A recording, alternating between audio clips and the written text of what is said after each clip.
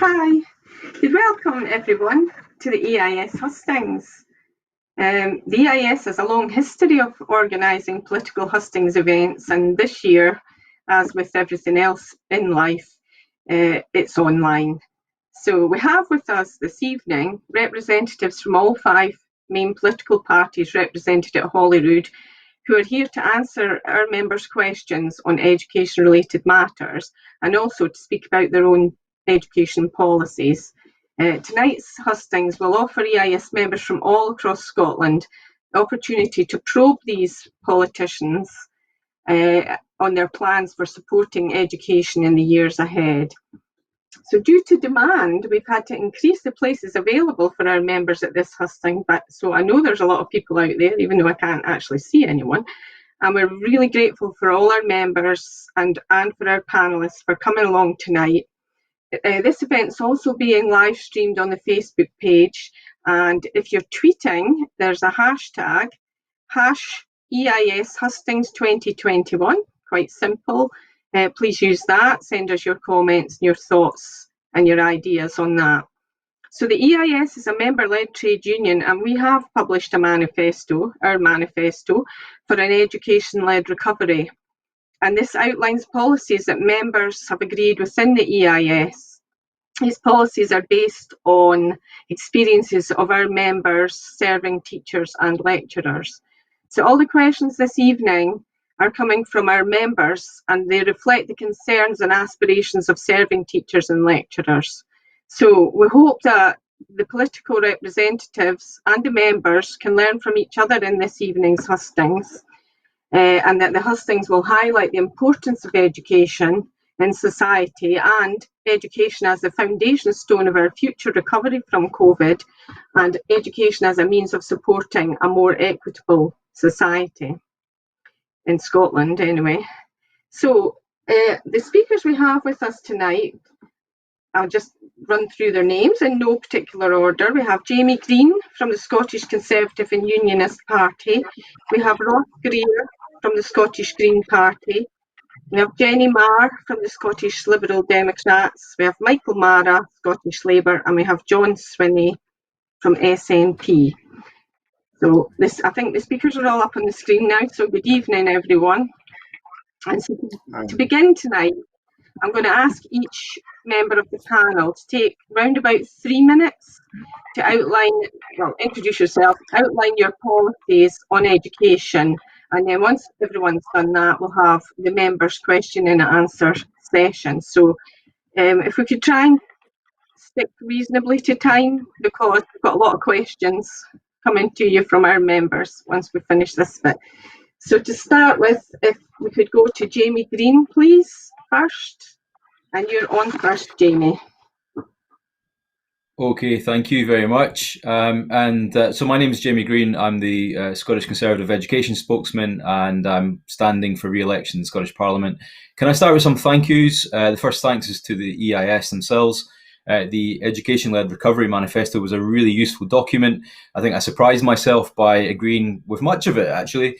But I think it also hits the nail on the head this evening. The education, I think, is the key to our recovery, and I think we will all have a role to play in that in some respect. The second thanks is also to the EIS for their productive and I think very constructive engagement this past year. They've been a very strong and robust voice for the education sector in Scotland. But thirdly, my thanks is really to you this evening, those watching the hustings, because I know that many of you have gone the extra mile and some this past year. It's been a difficult year, but also a rewarding and challenging one in equal measures. Let's not forget that many school and education and teaching staff are also parents themselves and have also had their own grief and illnesses to reconcile this past year, not forgetting that many went into this pandemic already quite overstressed and overburdened, and of course, sadly, some considering leaving the profession itself. Now, I know we've not always agreed in every aspect of how the events of the last year have played out, but I've also no doubt that it has also shone a huge light on the many inequalities, both in society but also in education. What has unified us, though, I think, is that earnest desire to work together to do what's best for Scotland's young people. So I want to open my comments with a positive rather than a political tone. We launched our own manifesto last week, and I commandeered the education chapters of that.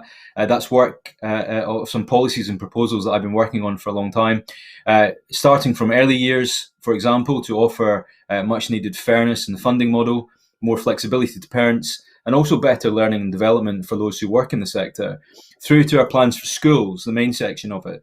For example, a firm proposal for more boots on the ground to alleviate years of reduced headcount, to offer better job security to supply teachers, newly and recently qualified teachers, and to tackle some of the major issues of turnover and rural shortages, to empower our head teachers, coupled with a commitment from me to protect management time to enable them to focus on school improvements, and to adopt that basic but fundamental principle of trusting and valuing teachers' judgment, not overriding it with algorithms or diktats from agencies who have not just failed to engage with them, but also ignored them once they have. And of course, to offer, I think, what is much needed, more improved support to the teaching community, looking at their mental and physical health. And of course, where budget allows, that also includes pay as well. We need to increase support staff in our school environments. We need to reduce the administrative burden and excessive workloads. These are issues which have plagued the teaching profession for many years. We need to commit to smaller class sizes, but actually deliver them this time. And we need to act on the Morgan Review, because we all know that ASN needs a shake-up in this country, and that means investing in more and supporting learners with additional support needs. Because by doing so, we can free up time and attention for their classmates as well. And of course, the big elephant in the room, we need major reform of Education Scotland and the SQA. And those are views which I think are shared widely across the spectrum. And of course, we saw today shared by Reform Scotland. We all know what's wrong with these agencies, but it's about time we did something about it. And last but not least, of course, we need to act on the findings of the OECD review into the Curriculum for Excellence. And that goes with a promise from our party to declutter BGE, a view I share with the EIS. We will, of course, go into all this in more detail in the debate. Let's not forget tertiary education. Our colleges and university sectors are chronically underfunded. They're in dire financial state, and we all know what happens to the workforce when that happens. If education is going to lead us out of recovery, then we must focus on the role that colleges will play in that economic recovery as well. I could go on, and let me say, Mrs. Swinney, I'm not letting you off the hook that easily, but we've got plenty of time tonight to shine a light on what I think the actions and inactions of this current government are. But I wanted to start on a positive and share some of my own party's policies with you. Thank you. Thank you, Jamie. If we could ask Ross Greer from the Green to come next, please, Ross. Thanks, Carol. Where others have entertained dangerous conspiracy theorists, the Greens have stood up for teachers and school staff and for college and university lecturers throughout this pandemic, particularly putting your health and safety first. It was as a result of our Safer Schools proposals being passed by Parliament that regular COVID testing is now on offer to every member of school staff and senior pupil. That's something we've been calling for since before schools went back last August. I'm proud that we were eventually able to deliver it through forcing that vote in Parliament. That vote also delivered the £45 million to recruit additional staff for the remainder of this term, because we know that the additional workload and the absence rates have made for a huge challenge. The extension of free school meals to all primary pupils that will be rolled out over this coming year, that was a Green addition to this year's national budget, as well as COVID support payments for vulnerable families, one of which will arrive with them in August in time to support the return to school. In 2019, we stood with you during your pay campaign. We made the £150 million that was required to deliver that a red line during budget negotiations, or I suppose a green line. And of course, after months of warning that the SQA's grading algorithm last year would be a disaster, arbitrarily downgrading working class young people and disregarding your professional judgment, the Green MSPs were in a position where we were fortunately able to force the restoration of all 125,000 grades that had been downgraded. Looking ahead though, we know that the greatest challenges in our schools are staff shortages and unsustainable workloads. That's why the Greens are proposing the recruitment of 5,500 additional permanent teaching posts, in the first instance to be filled by the 1,800 teachers who are on temporary contracts, those who are unable to find work at the moment. And we're also putting forward plans for the recruitment of 2,500 additional support needs teachers. That's a post that we would make a promoted post, make that a proper pathway for career progression, because we know that we need far more people to go in to ASN. Our manifesto also proposes reduction in class sizes to 20 and contact time being reduced to 20 hours a week, because we know that you do some of the longest overtime of teachers in the developed world. We want to give you professional autonomy to genuinely lead learning rather than be buried by bureaucracy. And we have plans to radically overhaul the SQA in Education Scotland, which include the replacement of the SQA's current board with one in which at least half of board members must be a qualified teacher or a lecturer. And we want to replace Education Scotland's system of top-down national school inspections with a peer review system, a mutual support system between schools and teachers from different areas. The Greens have a record of delivery in education with just a handful of MSPs. We've listened to teachers and other education professionals. Our manifesto reflects that. It was co-written by teachers. A vote for the Greens is a vote to stand up for your interests and those of your pupils, and I hope that you'll consider that on the 6th of May. Thank you, Ross. That was perfect, 3 minutes there. So if we now go to Jenny Marr, please. Thank you all for coming tonight and all that you do. I'm the candidate for Ipswich, Roxburgh and Berwickshire, and I'm the Lib Dem Further and Higher Education spokesperson. Now, we all know this election is different. Scottish Liberal Democrats will put the country's recovery first, and for us, at the heart of that is education. It's why we are offering an education bounce back plan. This has unprecedented new entitlements for pupils and staff and extra resources in every school. For us, the answer to the disruption of the last year isn't to make children sit at desks for longer. Instead, our plan will make every hour of learning count for more. It will boost well-being and help every child achieve their potential. So what does that mean? For us, it's a teacher job guarantee, permanent jobs, not short-term, 0 hours contracts, no casualisation of the workforce. No teacher should be unemployed or feel underemployed come August. We want to see more pupil support assistance, an outdoor learning guarantee to get kids outside with government support so nobody misses out. A holiday fund, so new investment in local grassroots activities and sports with funded entitlement for children and young people to use over the school holidays. A new programme of extra supported study for S4 to S6, guided and led by the judgment of teachers. We want to grant families the legal right to both defer primary one and have it replaced with funded ELC from this August. The extended pupil equity funding won by Scottish Liberal Democrats in the Scottish budget, delivering from August an extra £20 million for children who need it. We want to make that permanent as well. The attainment gap is so vast, there is no point in short-termism when it comes to delivering for our children and young people. There are long-term changes we want to see too. We oversaw the landmark Macron agreement. 20 years on, we want to see a second version of that, with staff being rewarded with better conditions, better careers, better pay and smaller workloads. We want to vote at Parliament to overhaul the SQA in Education Scotland. There is a chance for us to make a significant change here if we are brave enough to take it. We also worked with Upstart to set out our plans to make education truly play-based until the age of 7. We know that countries excelling in equity and excellence show this better prepares children as they move up through school. The Scottish Liberal Democrats have been constructive throughout the pandemic. We've secured extra money in the budget for education, demanded that the government doesn't force teachers to choose between health and job security. We oppose the exams algorithm and help secure mass asymptomatic testing. Still very hard to say. The last year has been so hard for pupils and staff alike. Everybody has worked as hard as they can, and they deserve support now from a party and a government who will take them seriously. I think with the Scottish Liberal Democrats, there's a serious chance for change. We have proposals for every stage and every age, whether it's from school or right through to college and university. And if people want to retrain, that's how we will recover and come out of this pandemic. Thank you very much, Jenny. Could I ask Michael O'Hara to speak now, please? Thanks, Carol, and thank you to all the members of the EIS who are attending tonight, not just for coming along, but for all you've done in the last year.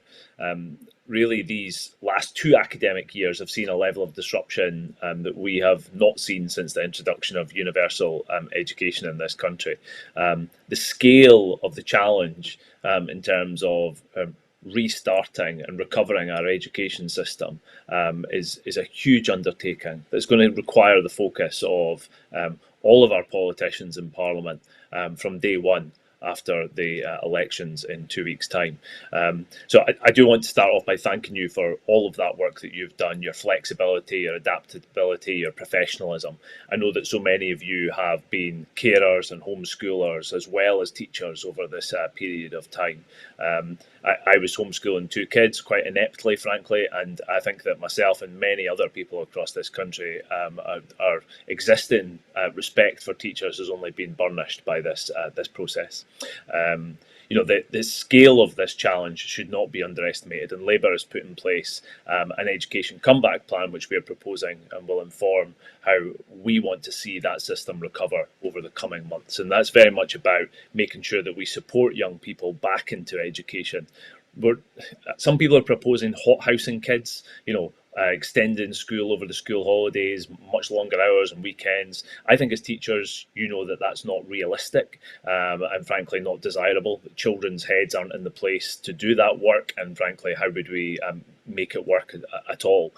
So what we have to focus on is the well-being of those young people, to make sure that they're in a place to learn and we can support them back into education.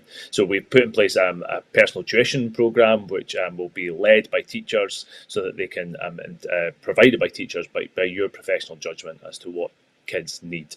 And we've also got a longer term plan in terms of restoring teacher numbers, over 3,000 teachers and support staff to come with that as well. I'm a councillor in Dundee at the moment. As education spokesperson, I'm standing on the North East list for Labour. But in my city, teacher numbers under the SNP have dropped by 12% and the number of kids have stayed the same. I know what that's done to your workload in Dundee, but right across the country where that's been mirrored. It's an incredibly difficult and challenging few years that you've been through. And this last couple of years, I think, in particular. But we know in terms of the lack of leadership, and I know John's up next, but we have a litany of issues over the last year in very challenging circumstances. But from the SQA debacle to the blended learning plans, and now the emerging issue of exams that aren't exams, we know that our young people are incredibly challenged by that. And so often our teachers and our support staff in schools are the people who've bailed out the government for that lack of leadership. So thank you for that. I look forward to your questions tonight and to talking more about our plans for the future. Thanks very much for that, Michael. So, John Swinney now, please. Thank you very much, Carol, and I'm very grateful to the EIS for organising this event and for so many members taking part in what will be a significant conversation this evening. And of course, it is a conversation with which I'm familiar, because part of the approach that I've taken as Education Secretary over the last 5 years has been to maintain regular and open dialogue with all of the professional associations, and particularly with the EIS as the largest teaching trade union in Scotland, and I value that input into our policy making and our discussions. I'm also profoundly grateful to the teaching profession for the way in which it has adapted to what has been a most disruptive last 12 months for teaching staff, school staff, children and young people and families in Scotland. And that's been a heroic effort by teachers working out the solutions that work for individual young people and in different settings around the country. And that's demonstrated to me the importance of having and supporting an empowered profession, ensuring that you have teacher agency to determine what are the correct approaches to be taken in individual circumstances to meet the needs of individual learners. And I'm absolutely committed to sustaining the work on developing further the concept of teacher agency within the teaching profession. The SNP has set out that if we return to office, we will invest £1 billion over the course of the next parliamentary term on continuing the good work that's been undertaken to close the poverty-related attainment gap. The gap at National 5 has been closed by a third at higher by a fifth, and that's because of the efforts and the commitment of teaching staff working out how we can utilise the extra resources that we've put in place to make sure that that gap can be closed in pursuit of our objectives of excellence and equity within the education system.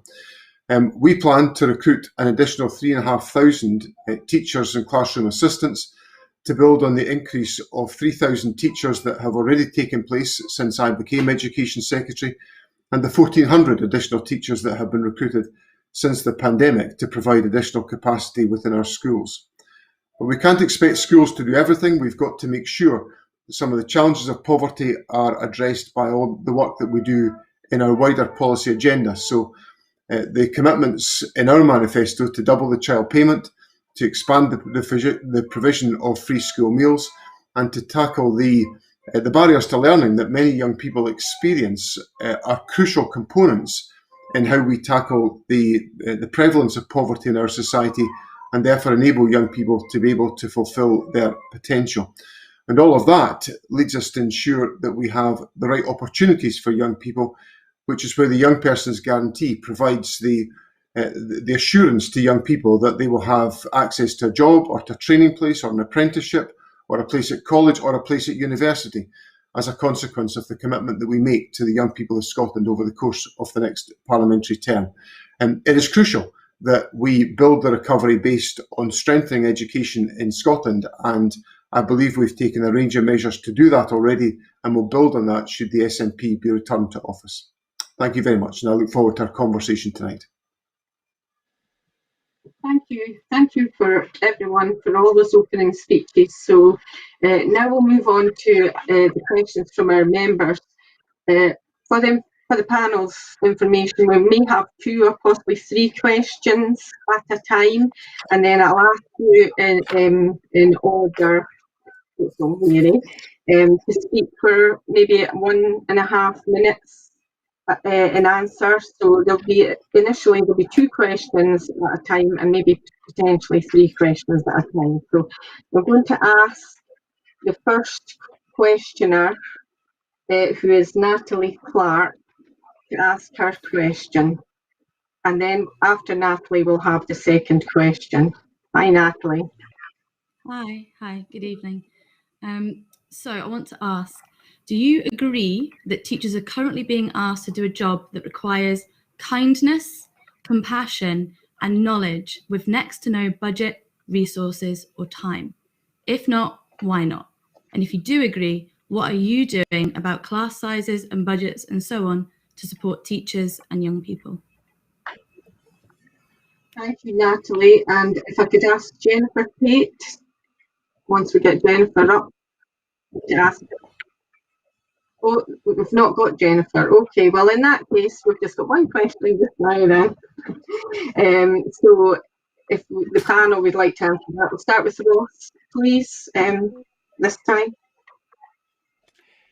Thanks, Carol, and of course that I agree. In terms of what the Greens want to do, I mean, I mentioned in my opening statement, of course we want to reduce class sizes, and that's conditional on actually getting the staff in that we need. So that's why we've got the proposal for 5,500 additional permanent full-time teaching posts, as well as additional ASN teaching posts. But we know it's about more than just teacher numbers. It's also about contact time, actually giving you the time to prepare to do your job well. So that's why we want to reduce contact time to 20 hours a week. This is all obviously expensive. That's why we're proposing, for example, a tax on wealth, because too much of our tax base in Scotland is based on income. We would fund this through a millionaire's tax on wealth. And teachers are far too often expected to do a job that's somewhere between a social worker and a miracle worker, expected to solve all of society's problems in the classroom, which is why we need to be very clear when it comes to issues like closing the poverty-related attainment gap, for example. You can only do that by tackling poverty at source. Teachers can do so much. We know that you can have a transformational effect on young people's lives, but we need to stop placing all the burdens of society on you and actually resource you properly to do the job that you got into this career to do. Thanks, Ross. We'll go to Jenny, please. Yeah, I absolutely agree. And don't have a background in education myself, but both sides of my family do. And my mother-in-law is a primary teacher, and I hear her just work. She works weekends, she works evenings, she goes out of her way above and beyond to find new resources and new ways of teaching the kids that she has. And her class is about 50-50 split of kids with additional support needs. So for me, this is absolutely vital. We want to reduce class sizes, but as Ross said, to do that, we need to make sure the staff are in place. So that means making sure teachers are on permanent contracts and making sure that everybody who is qualified has a position. But we do need more support staff in classrooms. But we also have to tackle the attainment gap, and poverty. Solving the problem of poverty is actually the basis of so many of the things right across society that we have to tackle. So there is lots to be done, but I absolutely agree with what you said. Thank you, Jenny. Michael, please. Yeah, I think that description, Natalie, you give of what teachers give in terms of kindness, compassion and knowledge in their profession and their relationships with children is absolutely right. I mean, I well remember both my parents, who were teachers, and EIS activists feeding children in the 1980s under Thatcher, having to take food into school to feed them. And I'm afraid, under the SNP and the Tories now, that's still happening in Scotland, where I have friends who are teachers who are having to take food into school to feed children who are coming out without the food in their belly to learn. And 40 years on, it's entirely unacceptable that we're still in that situation. I think that Ross is right when he says that we can't make teachers and schools the solution to all of society's ills, the kind of the harder edge of capitalism and how we make a more equal society. But we're clear, I think, in the Labour Party that education gives people that opportunity of a better life and making a better society. So those are big words, kind of grand words. The reality of it is it comes down to some of those issues about budgets, class sizes. You can't do your job if you're trying to just manage huge classes. And there was many promises from the SNP when they came into power in 2007, and I'm sure John will say that they've partially met some of those commitments. But we know that the class size issues are still there, and we know that the devolved school management budgets, which are being cut across the country for different schools, and that the PEF money is just backfilling these cuts in terms of the kind of resources that teachers are regularly having to buy materials to allow the kids to undertake. I do think that when the SNP tell you that they are now going to plug those gaps after 14 years of being in charge, there are serious questions can be asked about whether they will do it, because they haven't done it up until now. So Labour is committed to increasing the resource. It's going to be tough, but we have to make sure we get more teachers into classrooms, smaller class sizes, so that you can do the job that you want to do with kindness, compassion and knowledge. Thank you for that. John? Thanks, Carol. I agree fundamentally with Natalie's point that teachers deploy kindness, compassion and knowledge in their work, and it's an essential part of what all teachers do. And we saw that during the pandemic, because I saw vivid examples around the country. I was talking about one example today from my own constituency at North Muirton Primary School, in an area of great challenge, where teachers went out of their way to make materials and educational support available to children and young people during the pandemic in the most extraordinary circumstances, and also in the delivery of food assistance to families that face these challenges, because people are living in poverty, which has been exacerbated by austerity, and it's been exacerbated by the reduction in the welfare state, which has been inflicted upon us by the Conservative government in Westminster. Now, all of what we've tried to do has been to try to ameliorate that. So since I became Education Secretary, there are 3,000 more teachers in our schools than there were when I took office. Education budgets have risen every single year since I became the Education Secretary, to make sure there's more resources being spent in schools, and more of that resource is under the control of schools to be able to deliver on these priorities. Now, of course, Not all of these issues can be addressed in schools, which is why in my opening remarks I talked about the wider measures that we are taking to tackle child poverty, because without those investments in, for example, the child payment, described by children's welfare campaigners as a game-changing child payment, which we've already introduced and which we've indicated we will double, is a practical measure designed to try to support families in real difficulty. So the commitments we've given in our manifesto on measures to tackle poverty are one part of the approach that we would take. Another part would be to continue to build on the recruitment of teachers and classroom assistants, with the commitment that we have made to 3,500 additional teachers and classroom assistants to reduce contact time and to provide more preparatory time for teachers. And of course, if anyone needs to see if we've delivered on any of these commitments, they can just look at the fact that we've got 3,000 more teachers since I became Education Secretary, and the highest number of primary teachers we've ever had in Scotland since 1980. Thank you. Thank you very much for that. So if we go to Jamie now, please. Thank you, and thanks, Natalie, for your question. I want to stick to the premise of it. I think it's very easy to say, and I'll say this from the outset, if you're in opposition, it's quite easy to criticise the government for failing to deliver manifesto commitments. And it's equally easy for a government to then blame somebody else for failing to do so, as we've just heard from Mr. Swinney, even though much of what you describe are entirely devolved matters, which he and his government have been in charge of for many years. He talks about how many teachers there are now compared to when he took office, but what about when his party took office in 2007? The reality is there are 1,700 fewer teachers in the system than there were when his party took office. The reality is that firm commitments made to reduce class sizes have not been met. In fact, if you look at primaries 1 to 3, the targets for class sizes have never been met in 14 years. You talked about 3 things that teachers need: budget, resource, and time.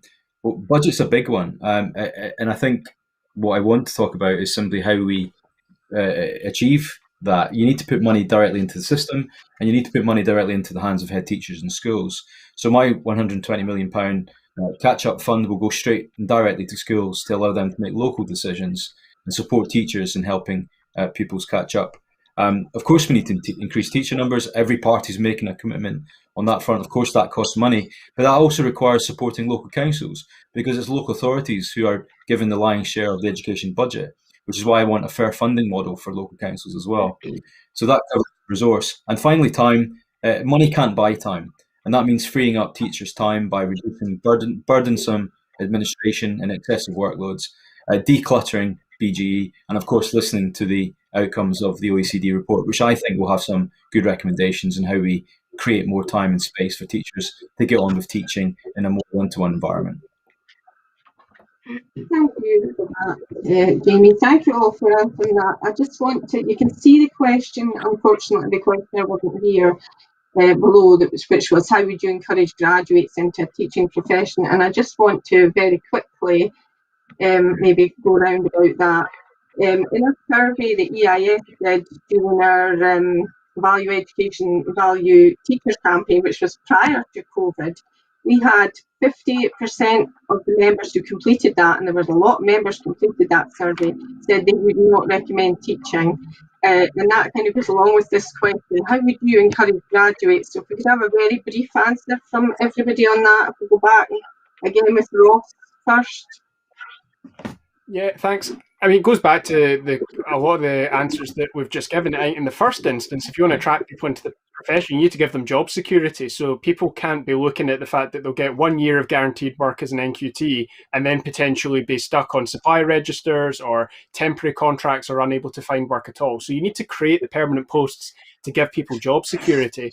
You also need to declutter the curriculum, reduce people's workloads so that the job that they know they're getting into is the one with the contractual number of hours, not the average of 12 hours of overtime that teachers in Scotland are working every week. So unless you're reducing workload, unless you're bringing in the support staff, classroom assistants, ASN staff, etc., you're creating a job that is unsustainable, that stresses people out, and where they don't even have, in many cases, security with it. So it's the same issues that you tackle. You make it an attractive profession by making it an enjoyable job. Thanks for that. Come back to you, Jenny. Yeah, it's like Ross said. We need to be able to answer the previous question and deliver on everything we've just discussed. I mean, there are a few things about, you know, how do we attract people into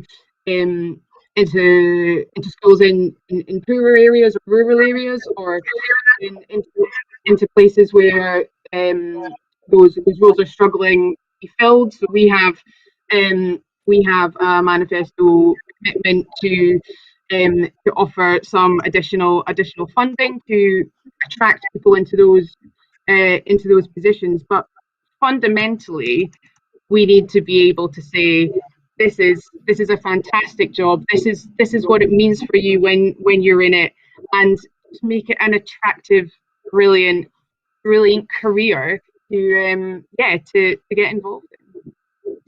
Thank you, Michael. I think the most I think the most important people in this, Carol, are to be advocates, are teachers who can be advocates for the profession and the difference that they know that they can make to children's lives. And that is, what does that need? That needs us to support teachers who are in the profession at the moment, so that they can actually feel that they are valued. And, you know, picking up on other colleagues' point, absolutely right. I think one of the things that Labour's proposing is we have to end the 0-hour contract approach to supply, which doesn't just mean no guaranteed hours. It actually, for many of them, means no hours, literally 0 hours. You know, so that has to come to an end. You know, we say 0-hour contracts are unacceptable in other parts of the economy. It should come to an end in teaching at the moment. So you have a pathway into that.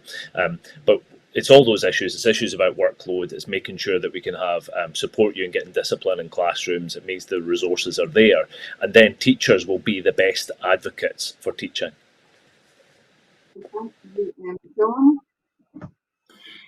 Thanks, Carol. There's essentially 4 points I think that we need to look at here. The first of them is around inspiring people to come into the profession. And we commissioned a recruitment campaign, Teaching Makes People. And the theme of that was about the transformation that teachers can make in the lives of young people in Scotland. And fundamentally, when I talk to teachers, that is by far the most significant factor that prompted people to come into teaching, because they wanted to change lives. They wanted to create the opportunities for young people to reach their potential. So it's that point of inspiration, and we tried to reflect that in the recruitment campaign, which was very successful, particularly in the STEM subjects, through Teaching Makes People. The second thing is I think we've got to create the context for greater opportunities for professional learning. Ironically, during COVID, there has been, where we've had much more digital use of learning opportunities for pupils and also staff forced upon us, has actually provided much more opportunity for staff to engage in professional learning where the opportunities have presented themselves. And I think we've got to think about developing professional learning that is conveniently delivered for members of staff rather than conveniently delivered by the organisations delivering the professional learning. And that's a shift of emphasis. The third thing, and I want to agree here with Ross Greer about the insecure contracts. We've given 5 years of continuity funding on additional on the Scottish Attainment Challenge, but I'm aware of staff who are recruited on temporary contracts. For the life of me, I cannot understand why that is the case. There's no decent, defensible reason why that's the case, because there is funding certainty around that recruitment. So no local authority, I don't employ the teachers, local authorities do, so no local authority has got a lack of clarity about where the money is coming from on Scottish Attainment Challenge.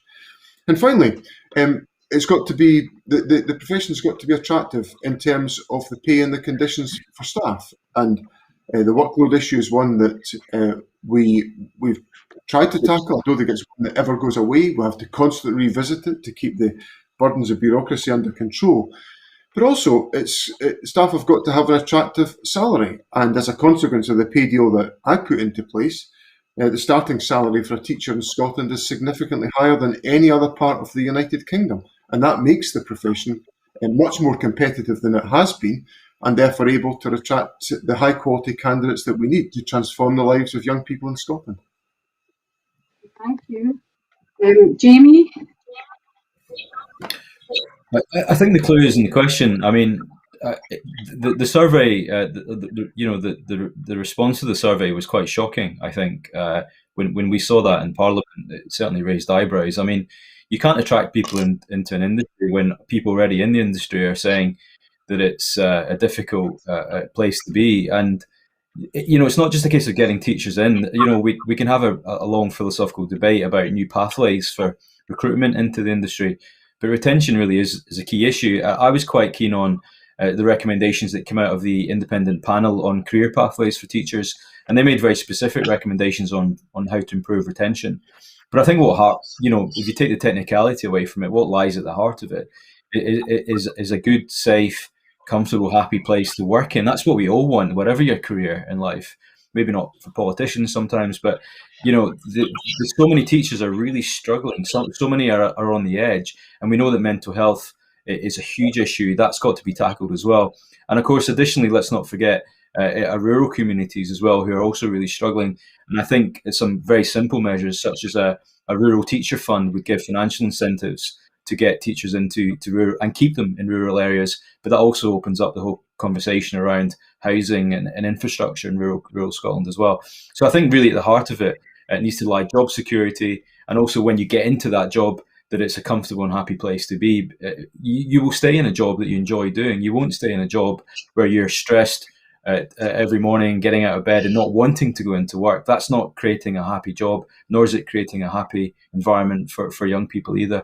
So, I think we've had a lot of warm words heard about this in the past couple of years, and not enough action. And the issue of teacher mental health has to be, I think, one of the number one focuses as we emerge from the pandemic. Thank you. We took a bit longer on those questions, but I think they were quite important points. So if we go on to the next set of questions, we'll have 3 questions for you this time. And the first one's coming from Karen Shields. Hi. One of the biggest struggles I face as a teacher is finding time to adequately support pupils with a wide range of needs in a large class. Will you be aiming to cut class sizes in future, or at the very least provide funding to enable schools to employ more support through teachers and support assistants? Thank you for that one, Karen. And now if we have Nikki Keeley. Hi. School staff have been saying for a long time that support for children with additional support needs can be inadequate. It's more than tick boxes or numbers in spreadsheets or something written on paper. There's a real need to visit schools, really listen to what's needed to make inclusion work for individuals so that all our children get the support they need and deserve. What are your plans to ensure that all children get what they need to be able to succeed? Thank you, Nick. That was a great question. And can I have Claire Robertson, please? Yeah, good evening. In discussing your support to reduce class sizes in our Scottish schools, can you talk about the school estate, please? And if you think our buildings are adequate for the different aspects for a job, such as nurture, additional support, and the many different needs that we face every day, please? Okay, thank you for that. Thanks for those questions. If we go to Jenny first this time, please. Yeah, so the school estate question is a huge question, because I'm very aware when we talk about everything that we want to do, it can seem so far away from where we are now. Really, what the Lib Dems are proposing is kind of a three-stage process. So what we can do kind of immediately, so the bounce back, the medium term and the long term. Now, the long term would be to look at pilots in the most appropriate schools to begin with, to see just what is feasible. So when we're looking at reduction in class sizes, having children spend more time outside, we want to see primary 1 and 2 be completely play based, but that would require a massive change to a lot of school estates. So we're trying to be realistic about it, and we've got a couple of sites identified for pilots, so that we can make sure that we can actually do this properly and not just talk about it. In terms of class sizes, absolutely want to get those down to make sure that pupils and staff have as much one-to-one time as possible. The Pupil Equity Fund will help schools finance the right support for them. Top-down decision making does not work for pupils or for staff. And as a party, we don't like to tell people exactly what to do. So so to make sure that children get what they need, it has to be absolutely based on, what does the school look like? What resources have you got? Are you rural? Are you urban? And that was one of the problems with the pandemic, is that if you're in the Highlands, then your school experience will probably have been really different to a child in an inner city who might have had to isolate, potentially 3 or 4 times.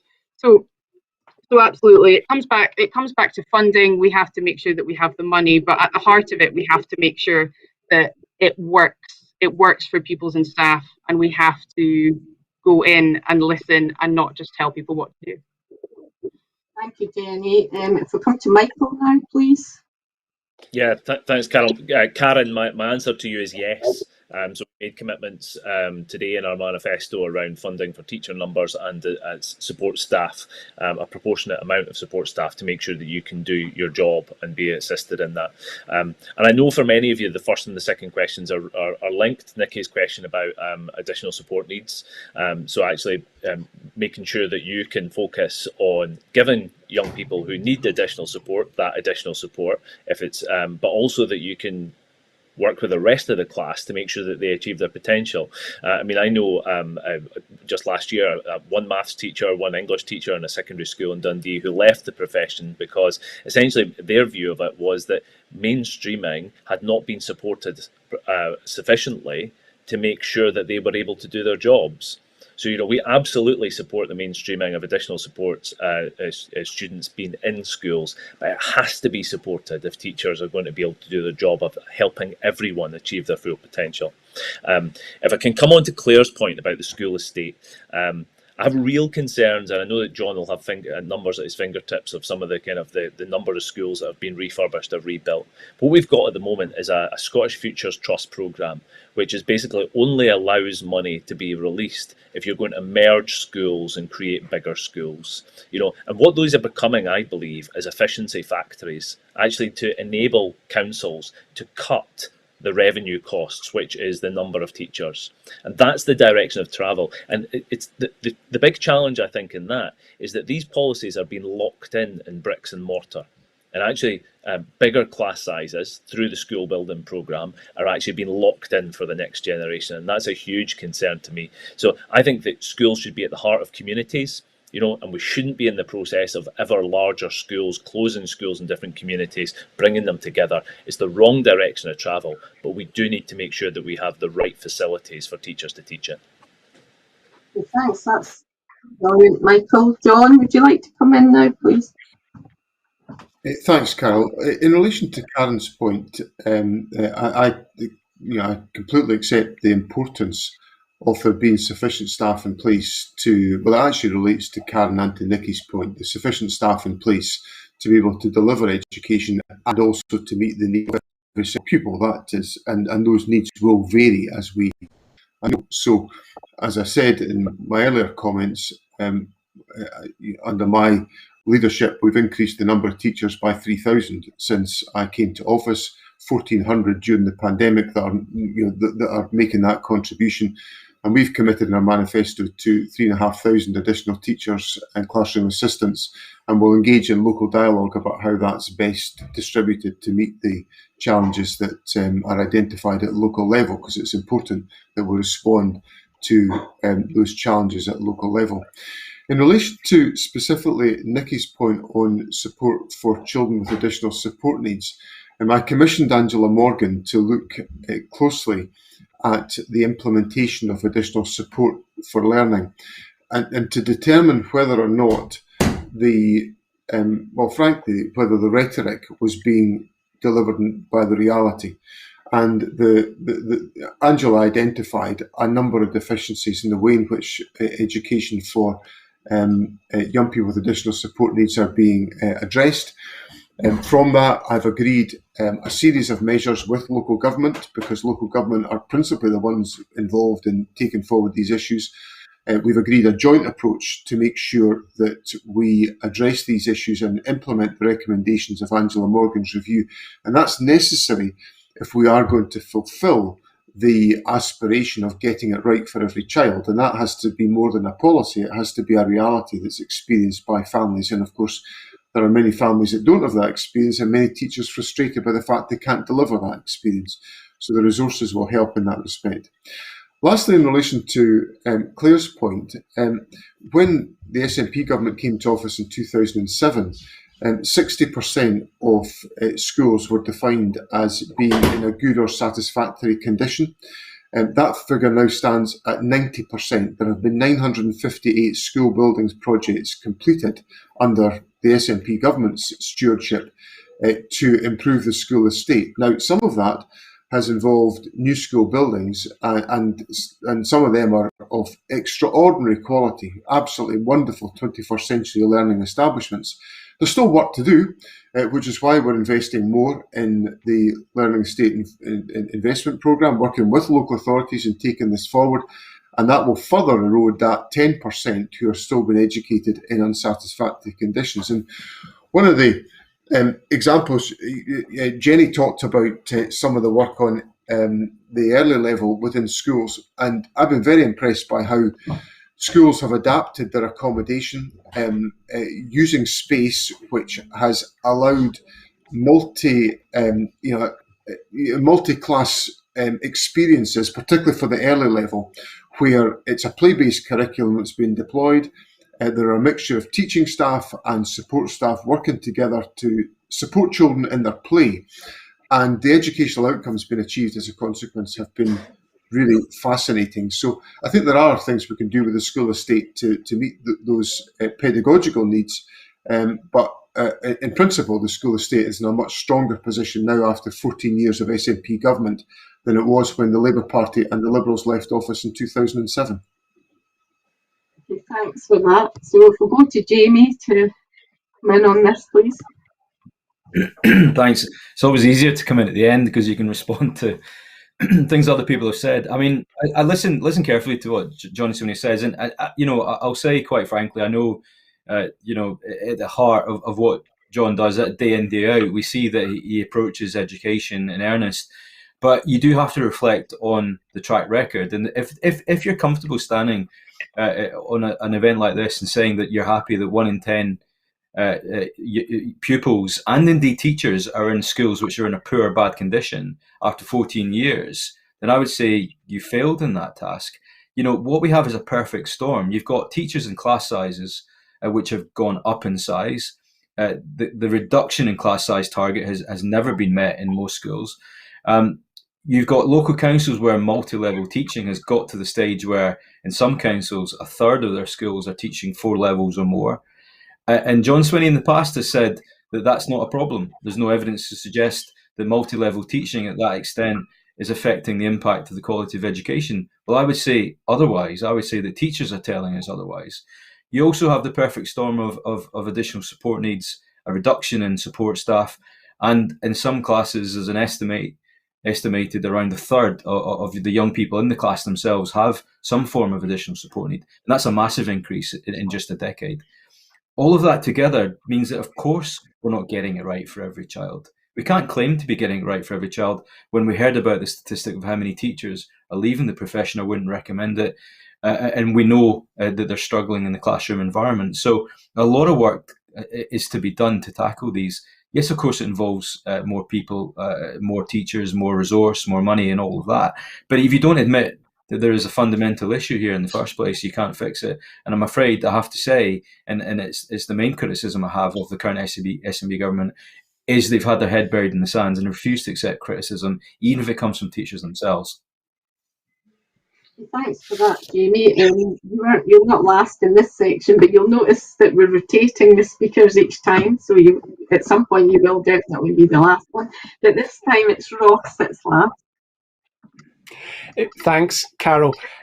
When we're talking about increasing the number of support assistants in our schools, I think we would all agree that there should be more, but we need to be clear on exactly what that role actually is. Too often at the moment, we've got the poorest paid and, without being patronising, the least qualified members of staff in a school who are assigned to give one-on-one support to the pupils with the most complex and the most challenging needs. And that's not fair on that member of staff or on the pupil. And that's because we've seen this gradual erosion of the role of an additional support needs assistant and the merger with general classroom assistants. So to the point where actually I discovered 3 years ago now, we don't actually count the number of additional support needs assistants anymore. That category has been merged with classroom assistants. We now have the pupil support assistant category. And that was because the statisticians said there just isn't a distinction between these anymore. ASN assistants are being merged into much more general assistant categories. So that's why the Greens have proposed that we actually make additional support needs assistants a registered profession with the GTCS. That's something the GTCS are actually very keen to do. It doesn't need an incredibly high professional bar. We're not talking about needing a master's degree to be an ASN assistant, but there are absolutely FE qualification pathways that you should go through. If you're being assigned, if your role is to give individual support to pupils with complex needs, there should be a threshold there for the qualification to actually do that, because at the moment that's not the case. This is also why I want to see additional support needs teaching as a promoted post. I think if we can actually give people those kind of career progression pathways, they will take it. I'm constantly speaking to teachers who want opportunities for career progression that don't take them away from the classroom. And because we've seen the erosion of principal teachers for subjects and this move towards faculty heads across a number of different subjects, in a lot of schools, you take the leap from classroom teacher to a faculty head who actually has very little classroom and teaching time. So we need to look at career progression and specific roles, both in teaching and the support posts. One thing I secured a couple of years ago was a review into the role of coordinated support plans for pupils with additional needs, or more accurately, into their almost complete disappearance. That's the only statutory plan that those children and young people can get. And frankly, too many families are being fobbed off with plans, children's plans, support plans. They've got all sorts of different names, but they have no statutory underpinning. So when the support isn't actually delivered, because the council isn't releasing that resource to the school, the family have no recourse there. And the school also doesn't have recourse because it's not a statutory plan. So when the CSP review reports, we need to take its findings really seriously, because that's the one plan that can really make a difference, and very few pupils with additional needs have them. We also need to get more consistent about diagnosis and identification. Far too many young people in our schools have needs that additional needs that the teachers know they have, but they've not been diagnosed. You compare Western Bartonshire, which seems to do diagnosis really well, it's about 35%, with areas like North Lanarkshire, where the last time I checked, it's still in single figures. There's not actually that level of difference between those two groups of children. But if you're not getting diagnosis and identification right, you cannot allocate the resources to meet that need. I realise now I've spoken at length, so I'm going to make one very brief point on the school estate, in addition to what's already been said. We don't have consistency and best practice when it's coming to building the new buildings, and this comes back to additional support needs. A lot of families whose children, and in fact staff who've got hearing impairments, have spoken to me about the issue with open plan schools and a move towards open plan facilities, because it creates a lot of access issues for them. The lack of consistency and best practice around construction of new buildings is causing a lot of issues for people with quite a wide range of additional support needs. Okay, thank you for that, Ross. I think there's a lot going on in the teachers, so I just want to pause just now and reflect on an online discussion that are taking place under that hashtag EIS Hustings 2021 for people who may not have heard that at the start. So we're getting lots of comments from lecturers who are eager to hear what the panel have to say about further education, and in fact, and on the college strikes. And we've got a question coming up later on this, but I just wanted to give you some time just now to make a few very brief comments to our members who are very concerned about their temporary contracts in school. Lucy says on Face, 1,400 teachers have temporary contracts that finish in June, if not already.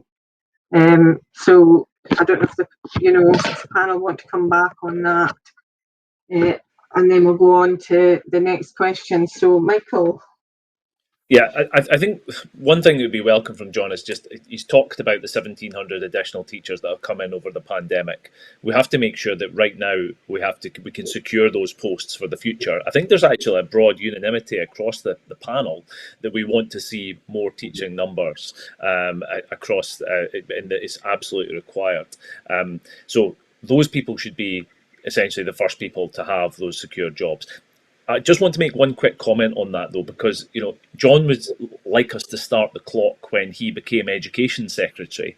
Of course, if his predecessor had budgets from the Finance Secretary to actually pay for teachers, then he wouldn't have had to pick up and turn those numbers around. Unfortunately, John was the Finance Secretary that was cutting the budgets. So I'm not really sure that we have to take this 14-year track record and judge it on that basis. And I look forward to discussing the FE strike in the future question. I think we'll go straight on to the next question now. So I'm going to call Sinead Dunn to read her question. Hi, Sinead. Hi there, thank you. It kind of leads on from that chat anyway. So as a recently qualified teacher, I and many of my colleagues have been unable to secure permanent employment since 2019.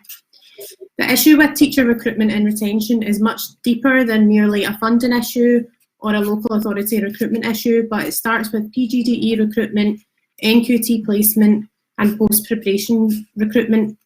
There's disparity across authorities which lead to unfair recruitment practices. Would you support a full review of teacher recruitment to introduce parity across Scotland and ensure teachers are properly, securely employed to support recovery?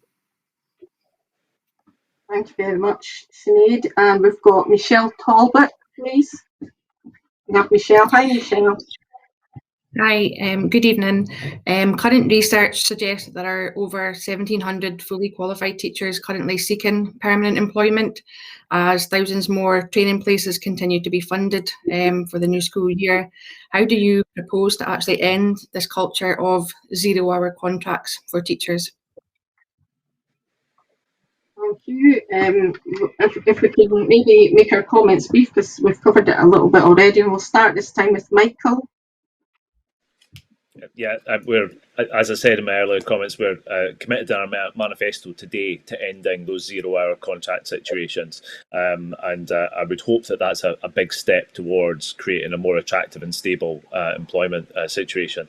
And I think Sinead's point in terms of a review and recruiting practice across the country, it does seem to me to be there's a more deep-rooted problem than just issues about money in some of this situation. There are different councils doing different things, pretending to advertise posts that don't really exist or they're not filling, and we end up with hundreds of applicants for posts. So yes, agree. If we can have a full review, that would be a good thing. Thank you. John? I think Sinead will be familiar that I've wrestled with a number of these issues, and I have enormous sympathy with teachers who have gone through their training and secured a post-probationary place, and then have faced real challenges entering the labour market. And I think there's, I think the measures we've put in place should mean that shouldn't be the case, but the fact that it's being experienced by individuals indicates there is something wrong with the system.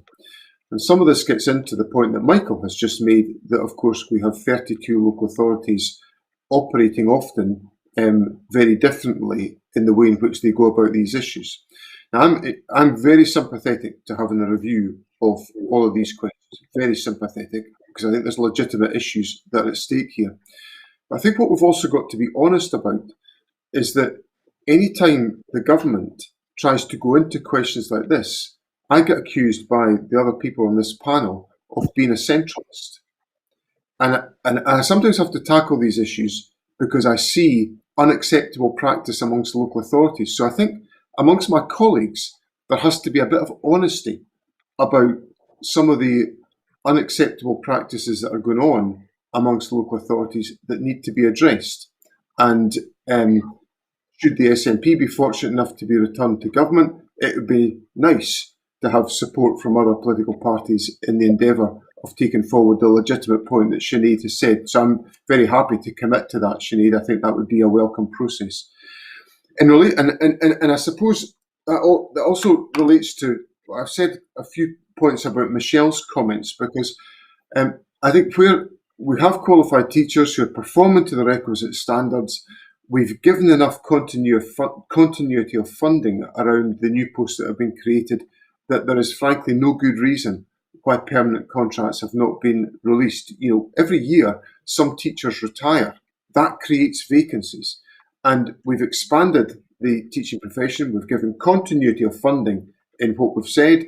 The SNP's just committed to £1 billion of Scottish Attainment Challenge funding over the course of the next parliamentary term, which will give local authorities certainty about the funding for some of these posts. So therefore, there's no good reason why full-time contracts cannot be awarded in these circumstances. But if I'm going to get support from my colleagues and counterparts in this endeavour, and they will desist from accusing me of being a centralist when I confront some of these issues, then that'll be welcome as well. Thank you, Jamie. The next Education Secretary will have our support, where the next Education Secretary takes responsibility. What we've heard repeatedly and far too often is simply, well, that's a local authority problem. Local authorities, don't get me wrong, there's a huge disparity of good and best practice between local authorities. Well, that's the point I We've heard exactly. Well, let me finish, John. I agree with the point that there is an inherent conflict of interest between devolving power to the lowest common denominator, which we do often in education, not often enough sometimes. But that doesn't mean that as the Education Secretary, you sit back and say, well, I've no idea why that's the case. I've no idea why there's 1,700 vacancies, yet every party is promising for the need for thousands more teachers in a classroom. There is a disparity between the vacancy rate and the amount of teachers out there looking for work. If you don't know what the problem is, then what hope do we have of fixing it? So it comes back to the fundamental point: is you will get support. I'm giving the answer, which is that there's adequate resources been allocated to put in place full-time contracts. So I'm simply saying I don't understand why local authorities are not providing that. And I'm saying, what questions are you asking? And at the heart of this is that the recruitment of staff at local level is the responsibility of local authorities. By statute, I am not allowed to do that. So it's not a case of offloading responsibility. I'm simply explaining what statute says at the present moment, that local authorities employ the teachers. And if we have to confront that issue, then let's confront it. I mean, there's a giving with one hand and a taking away with the other in this, Carol. I mean, John's talking about secure money, whether it be PEF funding or for Attainment Challenge. But on the other hand, local authorities' budgets are being cut year on year on year. Actually, the money that... Michael, that's not the case, Michael. That's not the case. Michael, local authority budgets... Well, Ross Greer has voted for budgets because the local authorities were going up. You can tell that, John. Well, Ross has voted for budgets, for local government budgets, which included provision which increased funding for local authorities. So what you've just said, Michael, is not the case. Jamie, did you have more comments that you wanted to make? Yeah. I wanted to answer Shane's question, and the answer is yes. There needs to be root and branch review of recruitment and the disparity of practice that happens across local authorities. It's not to tell them how and what they should do, but it's to look at what is going wrong. We should not be in a scenario coming out of this pandemic where we're all desperate to help young people in any way we can, to put more teachers in classrooms, reduce class sizes, and help pupils catch up on their education. You can't do all of that unless you get the teachers in there. That cannot be the case if there are people out there looking for work. Why on earth are there people out there looking for work? So there has to be a review, whichever form that takes. The next Parliament can debate and look at that. The next Education Committee of Holyrood should look at that fundamentally as an issue as well, and that may form one of their special reviews or pieces of work. Thanks, Jamie. Ross? Thanks. I'll start off with addressing the point around the budget where I was mentioned. I mean, the Scottish councils would be £500 million worse off over the last 5 years if it wasn't for the budget negotiations that the Greens engaged in to try and restore their funding. We wouldn't pretend that that's taken them back to the point that they were in 2010, but it stopped the bleeding and it started to reverse that process. We've got a long way to go, and that involves actually empowering councils to raise their own revenue.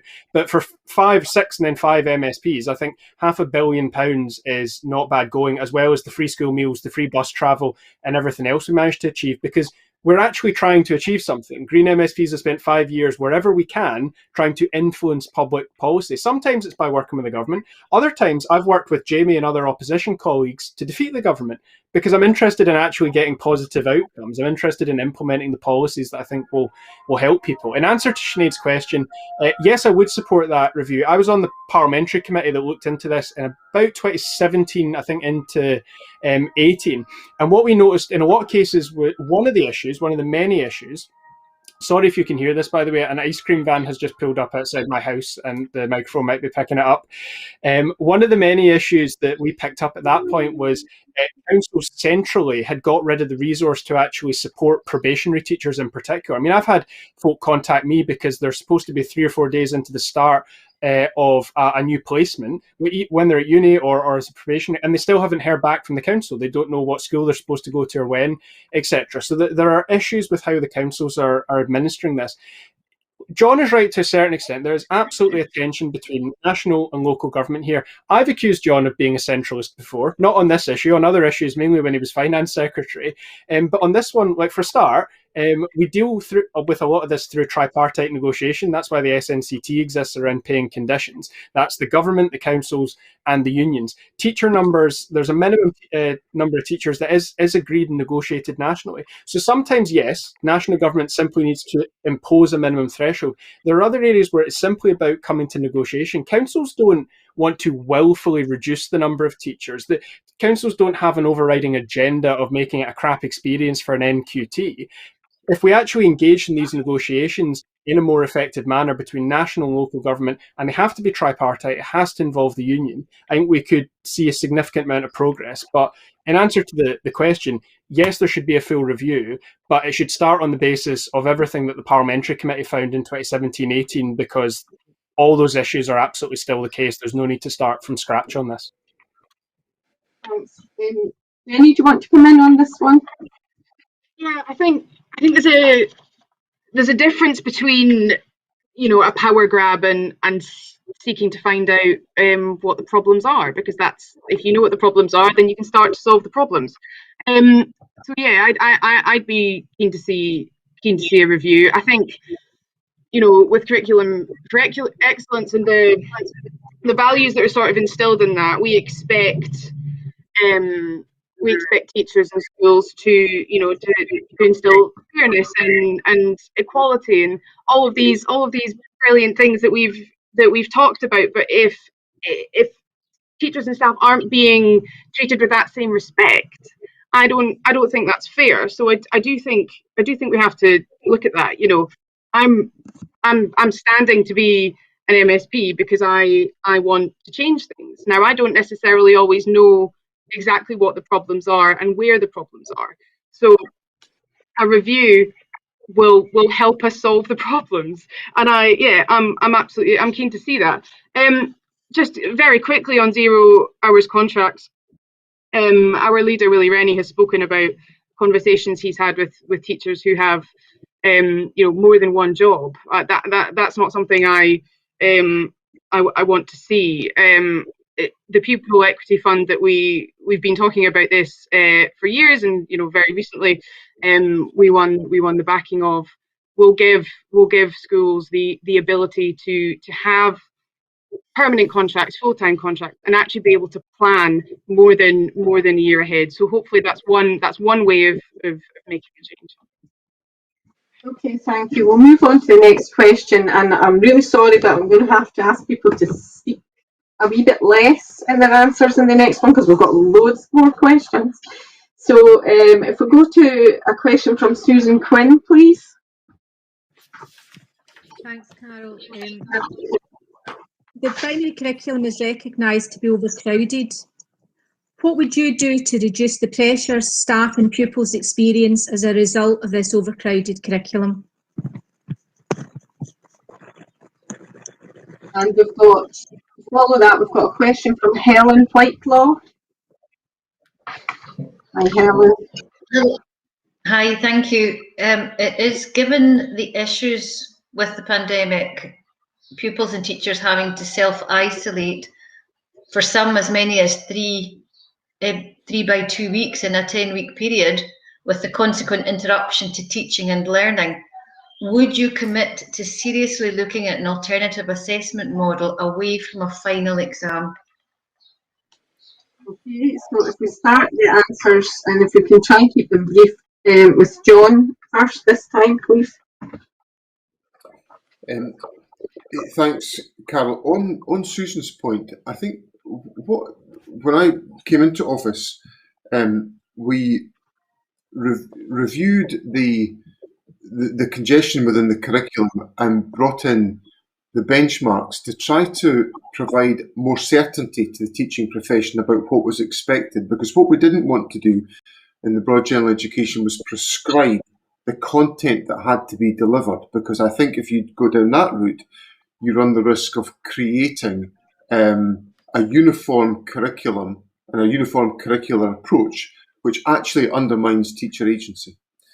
So what we're trying to do was to essentially support teacher agency, but be clearer with teachers about what was expected to be achieved at each of the levels within the curriculum. So I suppose my answer to your point, Susan, is about supporting teacher agency, about leaving the judgment about the approach to delivering the curriculum to individual teachers, because they will be the best place to judge that, as long as we are clear about what levels are expected to be attained at early level, first level, second and third level. So I'm very keen to make sure that we do not have an overcrowded curriculum. I think teacher judgment is the best way to deal with that. But obviously, I'm very happy to, should I be the Education Secretary after the election, to engage in further discussions about how we might address that practically. On Helen's point about an assessment model away from exams, there's very clearly a range of a valid alternative approaches to exit exams. And I think that's a discussion and debate that we've got to have as a society as to what should be the right approach to assessment for exit purposes. Should it be based on final exams, or should it be on a more continuous model of assessment? Personally, I'm very sympathetic to more being reflected in an ongoing assessment basis. But I think it's a wider discussion we've got to have as an education system. In relation to this year, obviously we've gone to great lengths through the establishment of the National Qualifications Group, which has developed the alternative certification model, which will be used this year. That's involved the EIS in the process. It's involved School Leaders Scotland, the two professional associations that have been involved in that work. It's also involved Education Scotland, Colleges Scotland,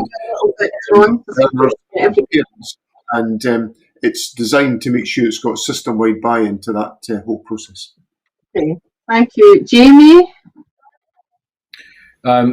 So I think these two questions are in some ways linked, because I think the answer to some of it will lie in some of the work that the quite comprehensive OECD review will come up with, because I think part of it will look at the curriculum itself. We know that with all the good intentions of the Curriculum for Excellence, which I think, to be fair, in the early stages had very broad support, but it's what has become clear and apparent from feedback from teachers is that the implementation of that has both added to their teaching burden, but also the outcomes have not necessarily gone in tandem. So, for many people, a narrowing subject choice, for example, is a byproduct of it. So, you've got a cumbersome, overburdened curriculum, and coming out the other end of it are pupils who are now having access to fewer subjects than they did at the beginning of the process. So there clearly is an issue there, and I think part of what will come out of the OECD review will not just lift the lid on that pot, but allow the next government to sort some of that out. On the issue of ongoing assessment versus exams, I mean, that's we could spend all night talking about that, but I've always kept a very open mind. I know others have very defined views on it. But again, I think what's important is that we listen to teachers, parents, and indeed pupils themselves, because young people have a view on this. I've spoken to a lot of young people who really like the idea of exams and others who absolutely don't. And I think they need to be part of that consultation process before we make any fundamental comprehensive changes across the board. Thank you. Ross? Thanks. Decluttering the primary curriculum is in the Greens manifesto. I mean, one thing that we would do to reduce pressure on teachers and pupils in primary, it's not directly curricular, but is to scrap standardised assessments, because we think that they are unnecessary additional workload, don't provide valuable data that helps inform your teaching. There's more we need to do. Like, we have a structural issue with Curriculum for Excellence in that there is no defined process for regular review. And by regular review, I don't mean every year or two lots of stuff changes and it makes your life more complicated. But international best practice with curriculums is, whether it's on a 5-year cycle or a 10-year cycle or whatever it might be, ensuring that there is a process led by the professionals who are actually delivering it, so led by folk like yourselves, to review the curriculum, how it's being implemented. We have an inherent conflict of interest here in that our inspectorate is also the body responsible for developing our curriculum. Education Scotland are supposed to be there as a support to you, and I don't know if I've ever met a teacher who genuinely felt that Education Scotland were supportive of them.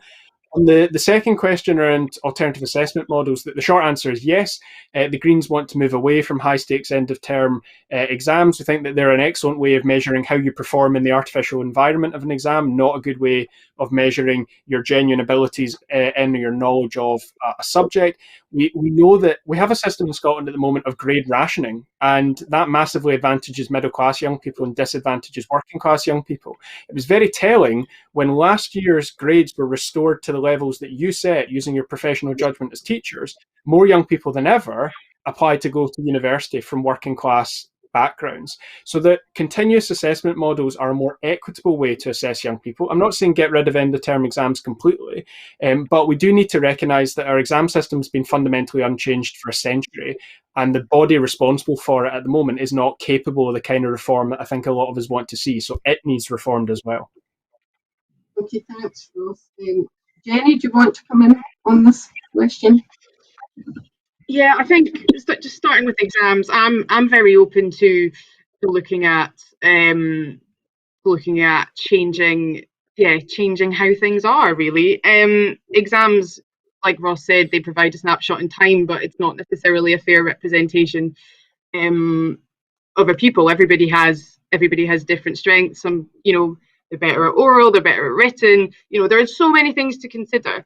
And actually, if something happens to a pupil, then maybe if we got to the end of the year and they couldn't take the exam, but we had 70 or 80% knowledge of what they had achieved, what they were capable of, I think that would be a really good thing, and that would reduce some of the anxiety for pupils. As to the curriculum, I think the fact that there's 20,000 pages of guidance out there is not necessarily a good thing. We would get rid of testing for 4 and 5 year olds. I think for me it's about building the vision again, and not just having to pigeonhole and implement really strictly with all these concerns about what was necessary. So more teacher agency for sure, and just back to looking at what we can actually achieve for people. Okay, thanks, Michael. I think it would be if it's the feeling of teachers that that primary school curriculum is overcrowded, and as Jamie's mentioned there, that maybe the fabled OECD report that I've not been allowed to read will address some of those issues. it would be great to have that conversation, I think, as in Parliament in the coming term as to what we can do about that. So it would be good to know what their analysis of that end of the curriculum has been, so that we can try and solve some of those issues. Helen's point about alternative assessment model, I think it would be a big change, a real big actually kind of change for the whole of our community, and I think there'll be a lot of different stakeholders would have different views on that. So it's going to be absolutely imperative that for once the government does what it says it could do and actually lead a genuine national conversation about what that would mean. I do think that the SQA debacle last year has exposed what we all had a fair sense of anyway, that there are some schools better at kind of coaching exams, and that kids from more working class, more deprived backgrounds are going to struggle more to get the results that teachers think that they can achieve. So if that's a factor in terms of a kind of an outcome of that exam system, then we should be looking to make some form of adjustment. What that is has to have broad acceptance though. Okay, thank you. So we'll go on to the next question, and I'm going to ask you to keep your answers really short, and then after this next question we'll take the FE question, because I want to make sure we get that in. Okay, so we're going to go to Nicola Fisher, please, for the next question. Thank you, President. Given the lack of strong mitigations in schools, i.e. no physical distancing between pupils, overcrowded class corridors, refusal to prioritise school staff for vaccination, poor ventilation, etc., do you think there is a proper understanding in the Parliament that COVID-19 is aerosol driven and not spread predominantly by droplets and fomites? And what extra mitigations would you fight for on behalf of teachers, school staff and children? Okay, thank you, Nicola. And we've got Tracy Miller. Hi there. To aid the recovery, education requires a huge investment in staff and resources. What steps will you take to ensure that recovery is at the heart of education, supporting all school staff and all learners? Thank you for that, Tracy. Jamie, if you could be first, and remember we need to be fairly brief here.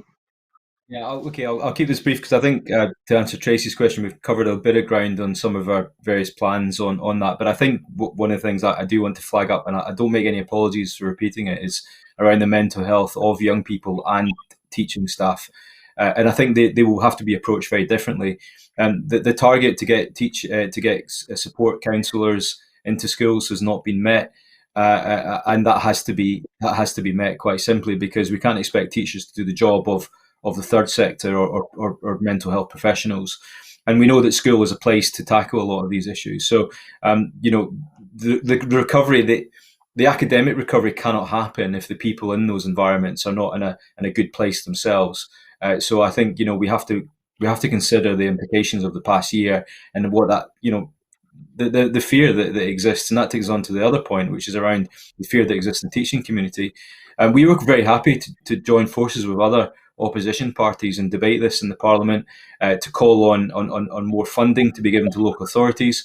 More funding was forthcoming. Some extra money then appeared, but we know that it simply wasn't enough. In fact, the original tranche of funding to make schools safer for ventilation and social distancing requirements was only enough to even cover, for example, the Lothian. It wouldn't cover the whole of Scotland. So with the amount of money that councils were asking of the government was simply not met. And because of that, the mitigations were simply not put in place. So I was extremely sympathetic and quite forthcoming with calls to ensure that schools are safe places for everyone, not just young people, but teaching staff as well. Moving forward, of course, thanks to the vaccination efforts, I hope that they do become safer places. But, we don't know what's going to happen in the future. And if class sizes simply are too big, we can't create space and distance. And there wasn't enough lateral thinking. There could have been more out-of-the-box thinking and using bigger spaces to facilitate face-to-face teaching. That never happened in a lot of places. And lots of people were coming forward with offers with space that would have created proper social distancing. So many schools simply are not geared up to social distancing. So that inevitability was always there. So, I'm very sympathetic to that. And I don't think the government rose to the challenge, and it could have.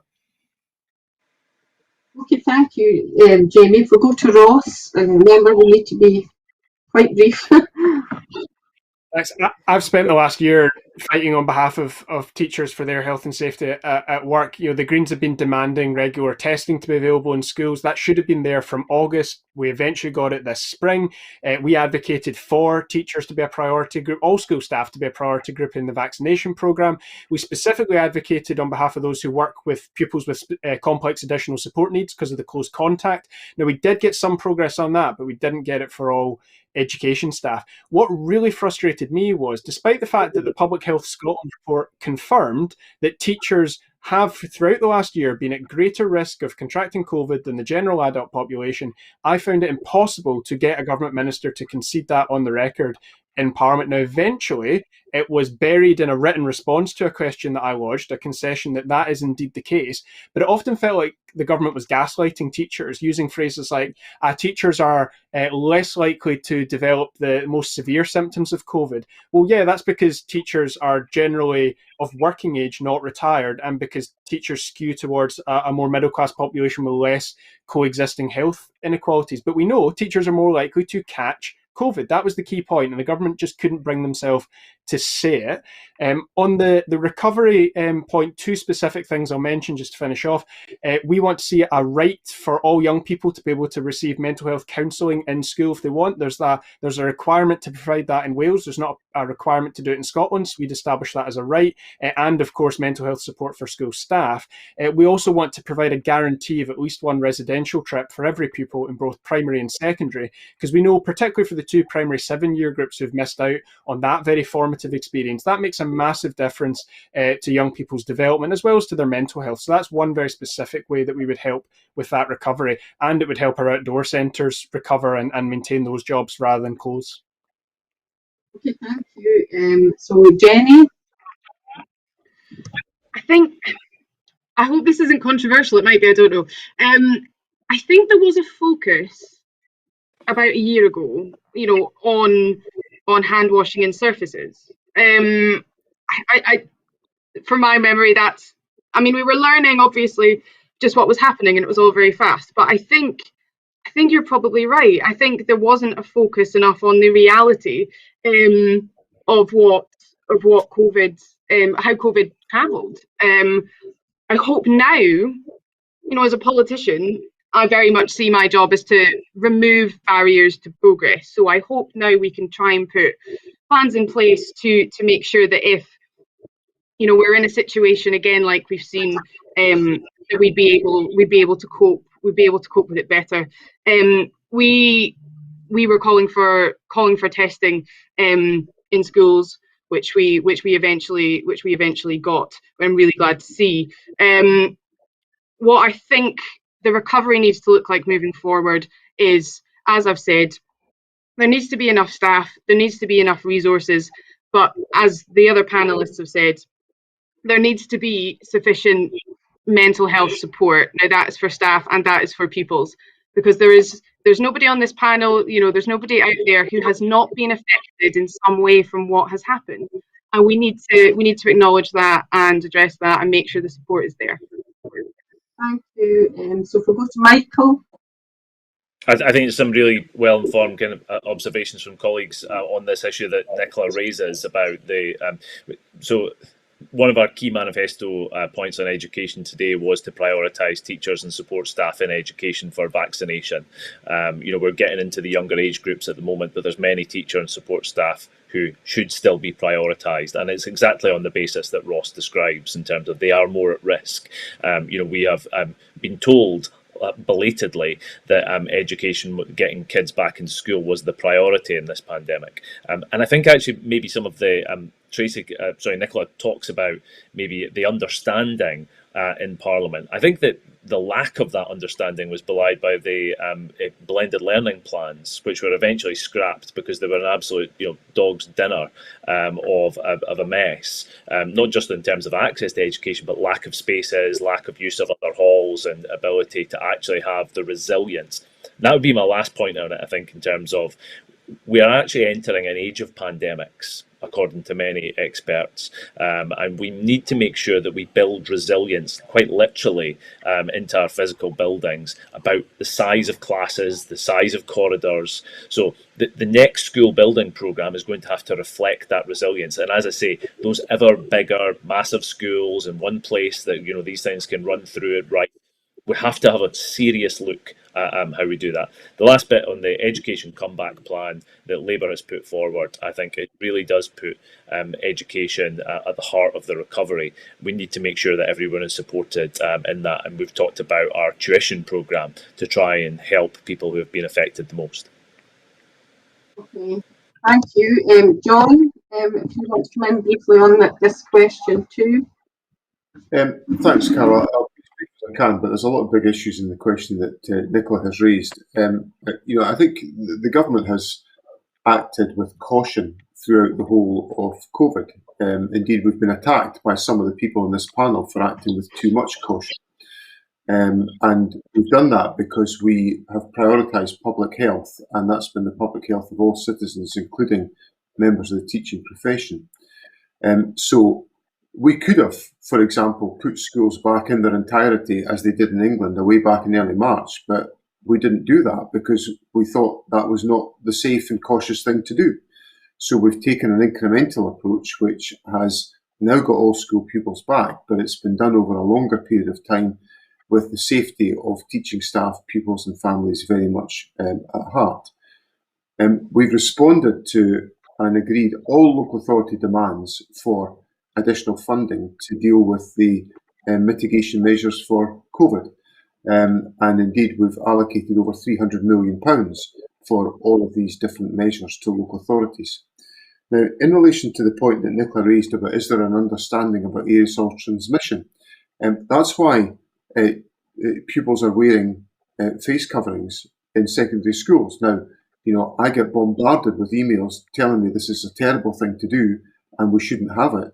But the epidemiological advice that I have indicates that's the right thing to do.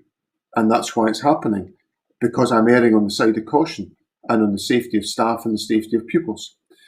But believe you me, if I've had one email telling me to authorise the removal of face coverings from secondary school pupils, I've had 1,000. And it conflicts with the professional advice that I've followed. On the issue of vaccination, again, on the advice that we've had from the Joint Committee on Vaccination and Immunisation, their recommended approach is that you should vaccinate based on the risk of morbidity.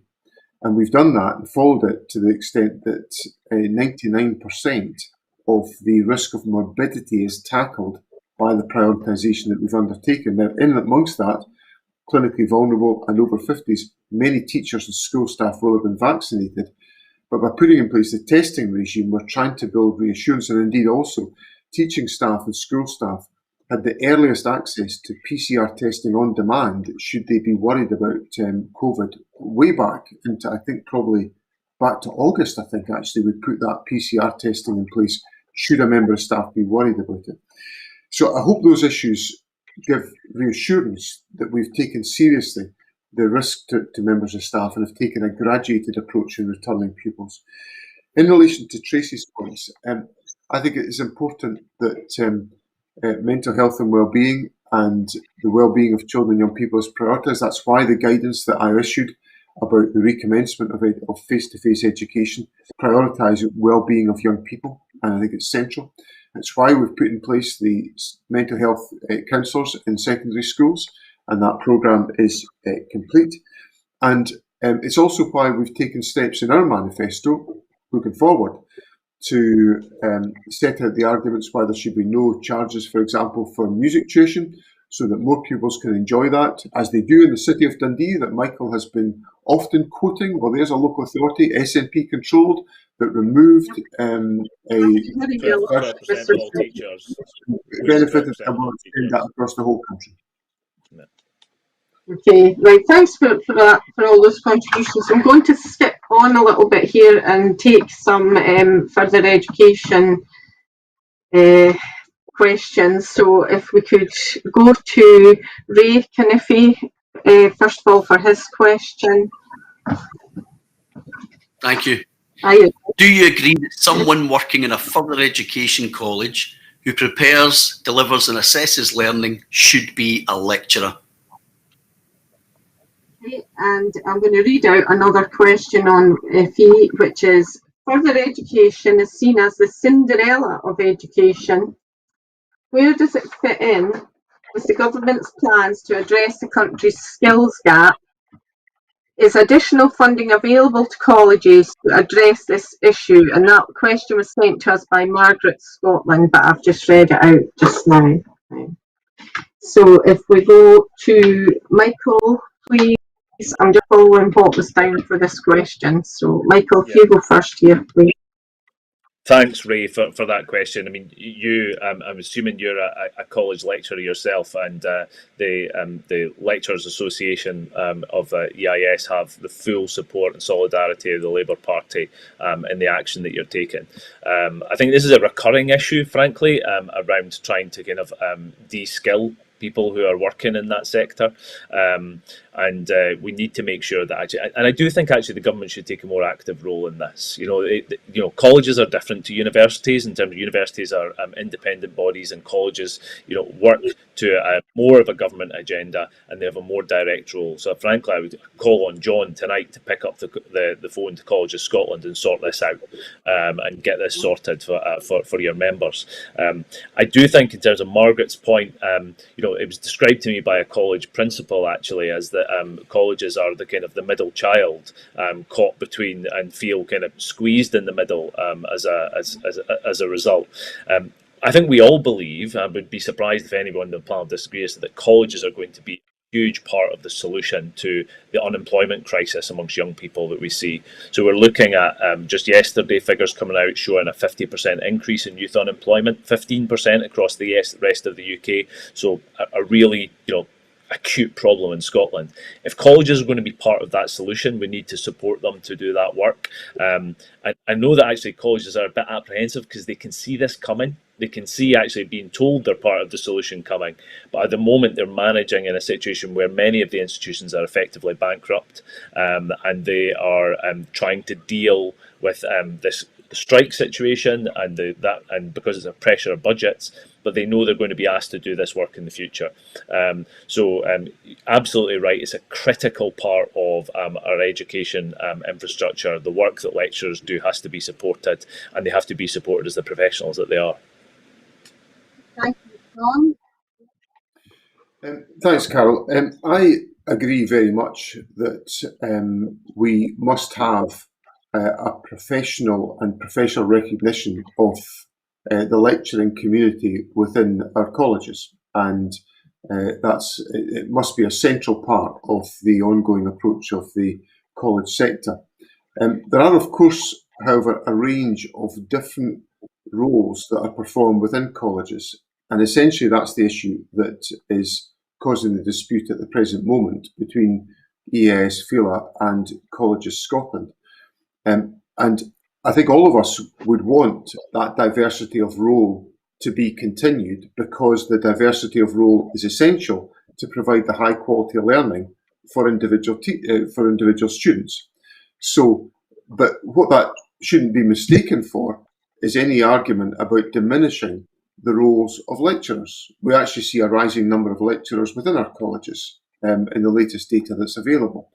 So I think what ministers have been trying to do, what Richard Lochhead as the Higher and Further Education Minister has been doing, has been encouraging both sides to resolve these issues. It is an industrial dispute, and we have been encouraging them to resolve the issues of definition that lie at the heart of this dispute. But I certainly want to make it crystal clear that I value and want to see continue the professional role of lecturers. Indeed, that's part of why we are keen to take forward the registration issues, which with the General Teaching Council that we have been working on for some time. In relation to Margaret's point, the further education sector is absolutely central to our economic recovery. It's why in my introductory remarks I mentioned the Young Persons Guarantee. The colleges are fundamental to the delivery of so much of that in relation to the Young Persons Guarantee, the delivery of apprenticeships, and also the delivery of foundation apprenticeships, which provide a crucial link between the college sector and schools, and most importantly, deliver fabulous outcomes for young people in our society. Okay, Jamie. So I've been following this debate and had a lot of emails from this, given that I'm the education spokesman for my party and was a member of the education committee. A lot of emails from concerned lecturers and colleges, especially those in my region, the west of Scotland. I have to say, what you're probably going to hear from my lips is probably unexpected, but I have a lot of sympathy for what's happening at the moment. It'd be very easy for me to say that I fully condemn strikes. It'd be equally easy to say that I fully support them. I guess I sit somewhere in the middle on this because it's an extremely important issue. I don't see how you can take a lecturer who performs one role and simply amend their terms and conditions to make them worse and downgraded just on the threat that otherwise you lose your job. That seems intrinsically unfair. But also, I have spoken to Colleges Scotland. I engage with the sector, as indeed I do with all sectors. And on the other hand, they're saying that some of the actions they're having to take, they feel are necessary but unwanted. And I guess that stems from a chronic issue because there's a common denominator here. And I think this taking a step back from it, which I've been able to do, not been on either side of it and listening to the debate, is why are colleges making cuts of any type? Why are they making changes to terms and conditions and financial outputs of any type? Why are they in such dire financial status in the first place? And more importantly, who is funding them? And I think that brings us back to the key here is that it'd be very easy to just simply point the finger at colleges and say this is all their fault. But Audit Scotland did a huge piece of work on the financial stability of colleges. And we know quite simply that the capital funding that they receive does not meet their needs to run the college estate. That any additional funding that they receive simply it goes towards additional staff, not the core staff. And we know that they are saddled with real terms cuts in the region of £80 million over the last 10 years. And it is that core funding cut which does make them the Cinderella of education. I'm really passionate about the role of colleges. I went to college myself after leaving school, and I know that they have to lie at the heart of our economic recovery as we come out of this pandemic. You cannot do that if you do not properly fund them. If you properly fund them, they will not need to make any cuts whatsoever, and they can perform. They will offer enough courses, enough places to enough students, to every person that needs and wants to get a skill to move on. They cannot do that if they are in a deficit. And 12 of our colleges are forecasted to go into deficit next year. Same goes for the higher education sector. They are chronically both underfunded, and it's you're absolutely right to be jumping up and down about college funding. Jamie, because we're really running out of time. Okay. Let's not stray into higher. Ross, do you want to come in briefly on this? Thanks, Carol. The Scottish Greens aren't in the middle on this. We stand firmly with, and all our solidarity is with lecturers who are taking strike action. I want to give a particular shout out today to the folk at Forth Valley College who are taking industrial action, because 20 of the lecturers there were told that they could either accept a demotion to an instructor position, doing basically the same job but on poorer paying conditions, or lose their jobs. That's wrong, and they have the absolute solidarity of the Scottish Greens. For 5 years now, we've stood on picket lines, we've attended rallies, I've been attending virtual rallies. More recently, I've raised this issue in Parliament, I've met with Colleges Scotland. Colleges need lecturers, and college management need to honour the deals that they enter into. This is the core issue that we've got here. Year on year, the same thing happens, where a deal is agreed and then management back out of it. That's usually how this goes. And this year it's particularly farcical because it's essentially management's own proposals that they are backing away from. And I want to pick John up briefly on the idea that lecturer numbers in our colleges are going up. No, that's just a consequence of us finally having made progress on lecturers being able to register with the GTCS. That's why it looks like the numbers going up. It's the same people doing the same jobs. We need to break this cycle of this happening every single year, though. So Green Manifesto proposes that because colleges are public bodies, because they receive their money through the Scottish Funding Council, that a condition of them receiving that money is they honour the agreements that they've entered into through these negotiations. That's what we believe is one half of the solution. The other half, I'm increasingly convinced of, is the need for this to become tripartite negotiation in the same way that we have for teachers, because college management have clearly lost the trust of the workforce. They've certainly lost my trust in that of a lot of other people in Parliament over the last 5 years. So I think the government needs to take a much more active role in these negotiations, because we cannot have the same thing happen year in, year out without resolution and knowing like clockwork it's going to happen again. This isn't fair on lecturers, but their working conditions are students' learning conditions, and it's not fair on them either. So they absolutely have our solidarity in this action. Right, thank you, Ross. Jenny? Yeah, so for me, you shouldn't be told that you are something that you're not. Anything that seeks to diminish you has to stop.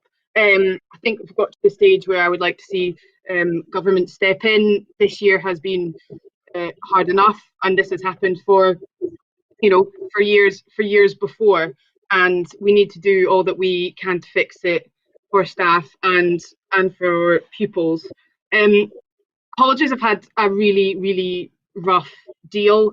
We would need to fund them so that they can actually do what they need to do. They are going to innovate us out of this place that we find ourselves in, and they need to be funded enough to be able to do that. We would introduce some training bonds to get people into colleges if money was a problem. We need better childcare to allow people to have the freedom to retrain and take up courses. But absolutely, colleges are an absolutely central part of our lives, and we have to treat them with respect. Okay, thank you. I'm just going to ask a yes/no question to everybody. Okay, so, and the question is, do you support the FE lecturers' strike? Okay, so I'm going to ask you whether to say yes or no. Ross? Yes, absolutely. Jenny? Yeah. Yes. John? I want it resolved by negotiation, Carol. Okay, Michael? Yes. And Jamie?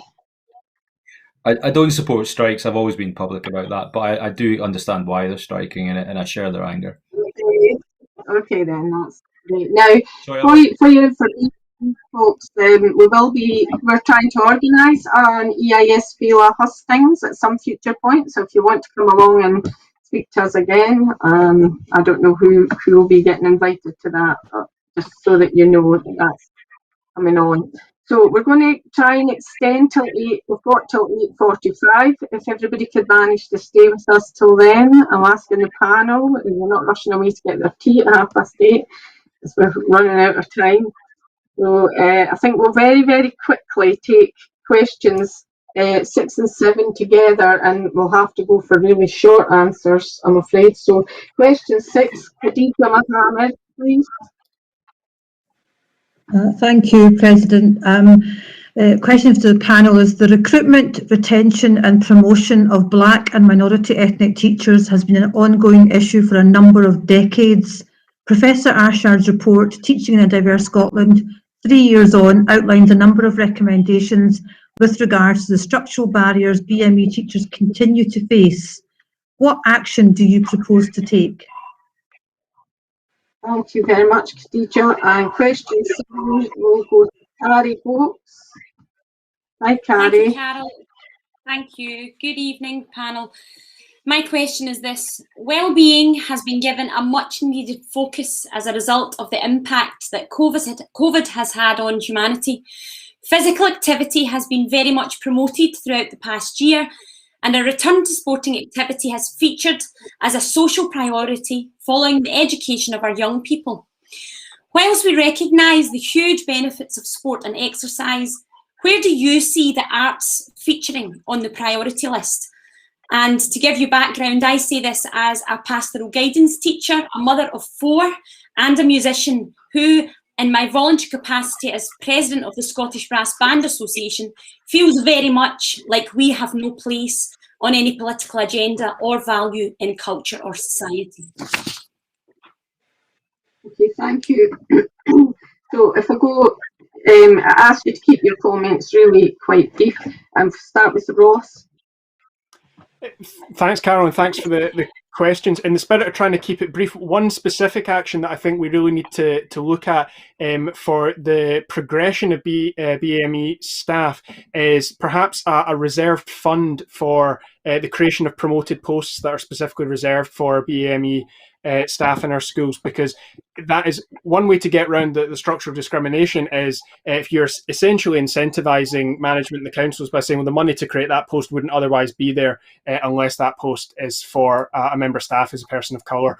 So I think that's something that we need to seriously consider. There's a range of other options, but I will quite rightly be cut off if I keep going on. In terms of the priority given to culture, I think what we need is far more collaboration between our health service and those who provide cultural activities. We're increasingly seeing, it's very positive in terms of mental health, that folk can essentially be prescribed various cultural activities because that is good for their mental health. We launched a policy a couple of days ago, in fact yesterday I think, around the role that artists can actually play in revitalising local high streets and local economies. But the collaboration between them and schools, I think, is absolutely key here, as well as, going back to what I said before about that guarantee of residential outdoor education opportunities.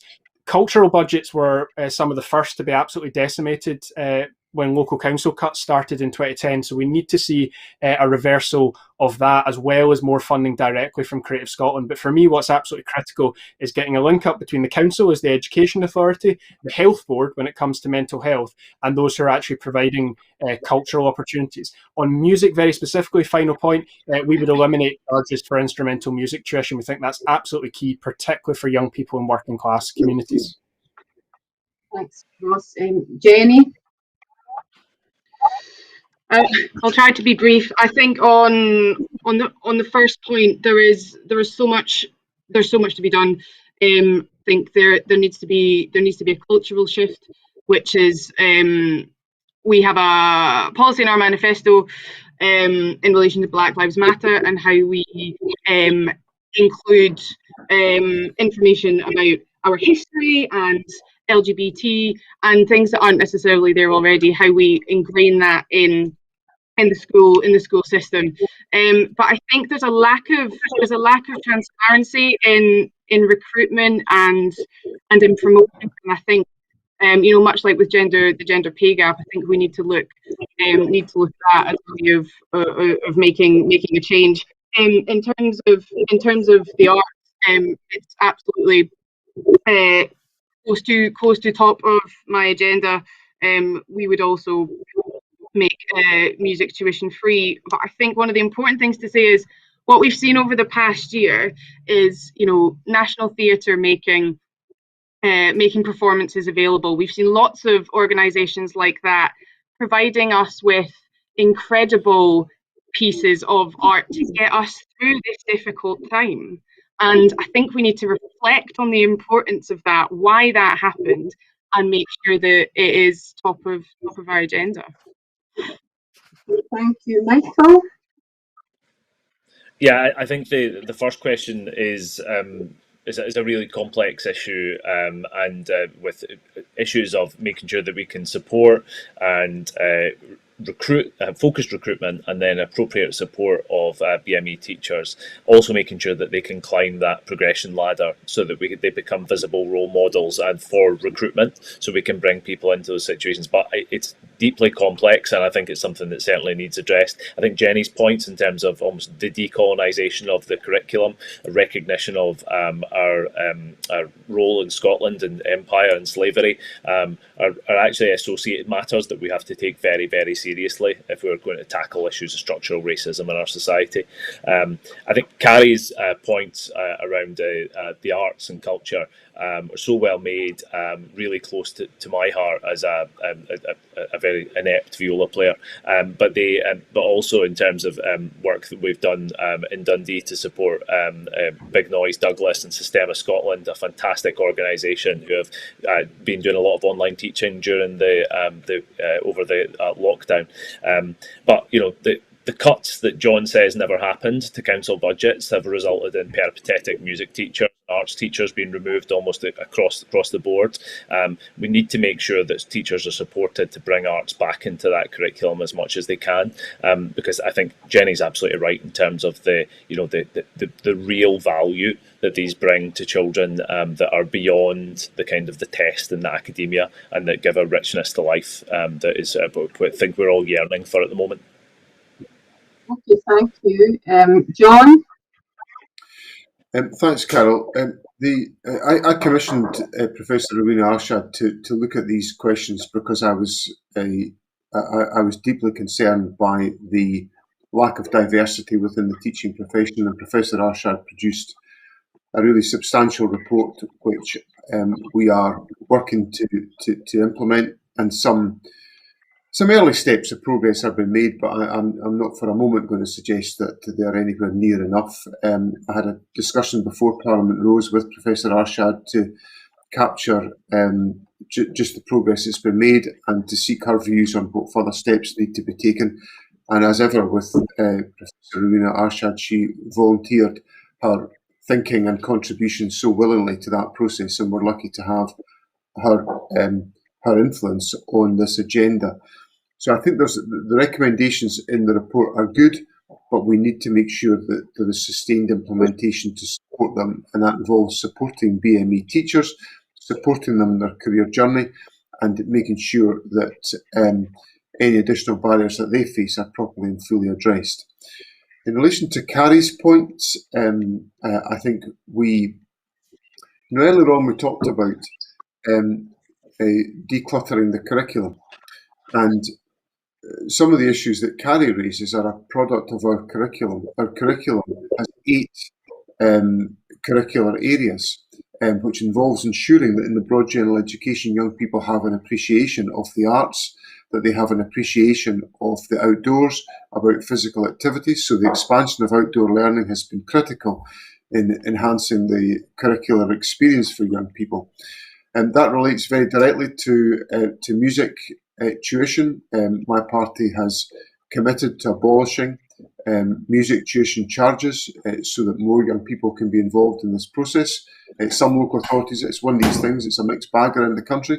Some local authorities do not charge, some do.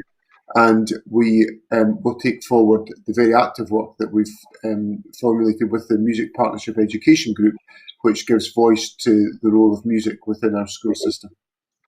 Okay, thanks. Jamie, if you could be quite quick, otherwise you won't get a minute to sum up. Well, I'll keep it quick. I've got a wee dog looking at me saying, if you don't let me out the back, he's going to make a mess of my carpet. So I'll keep it brief. Two very diverse questions. The first one on Black, Asian, ethnic minority representation. In the UK, it's estimated around 92% of head teachers are white. And clearly that's not proportionate.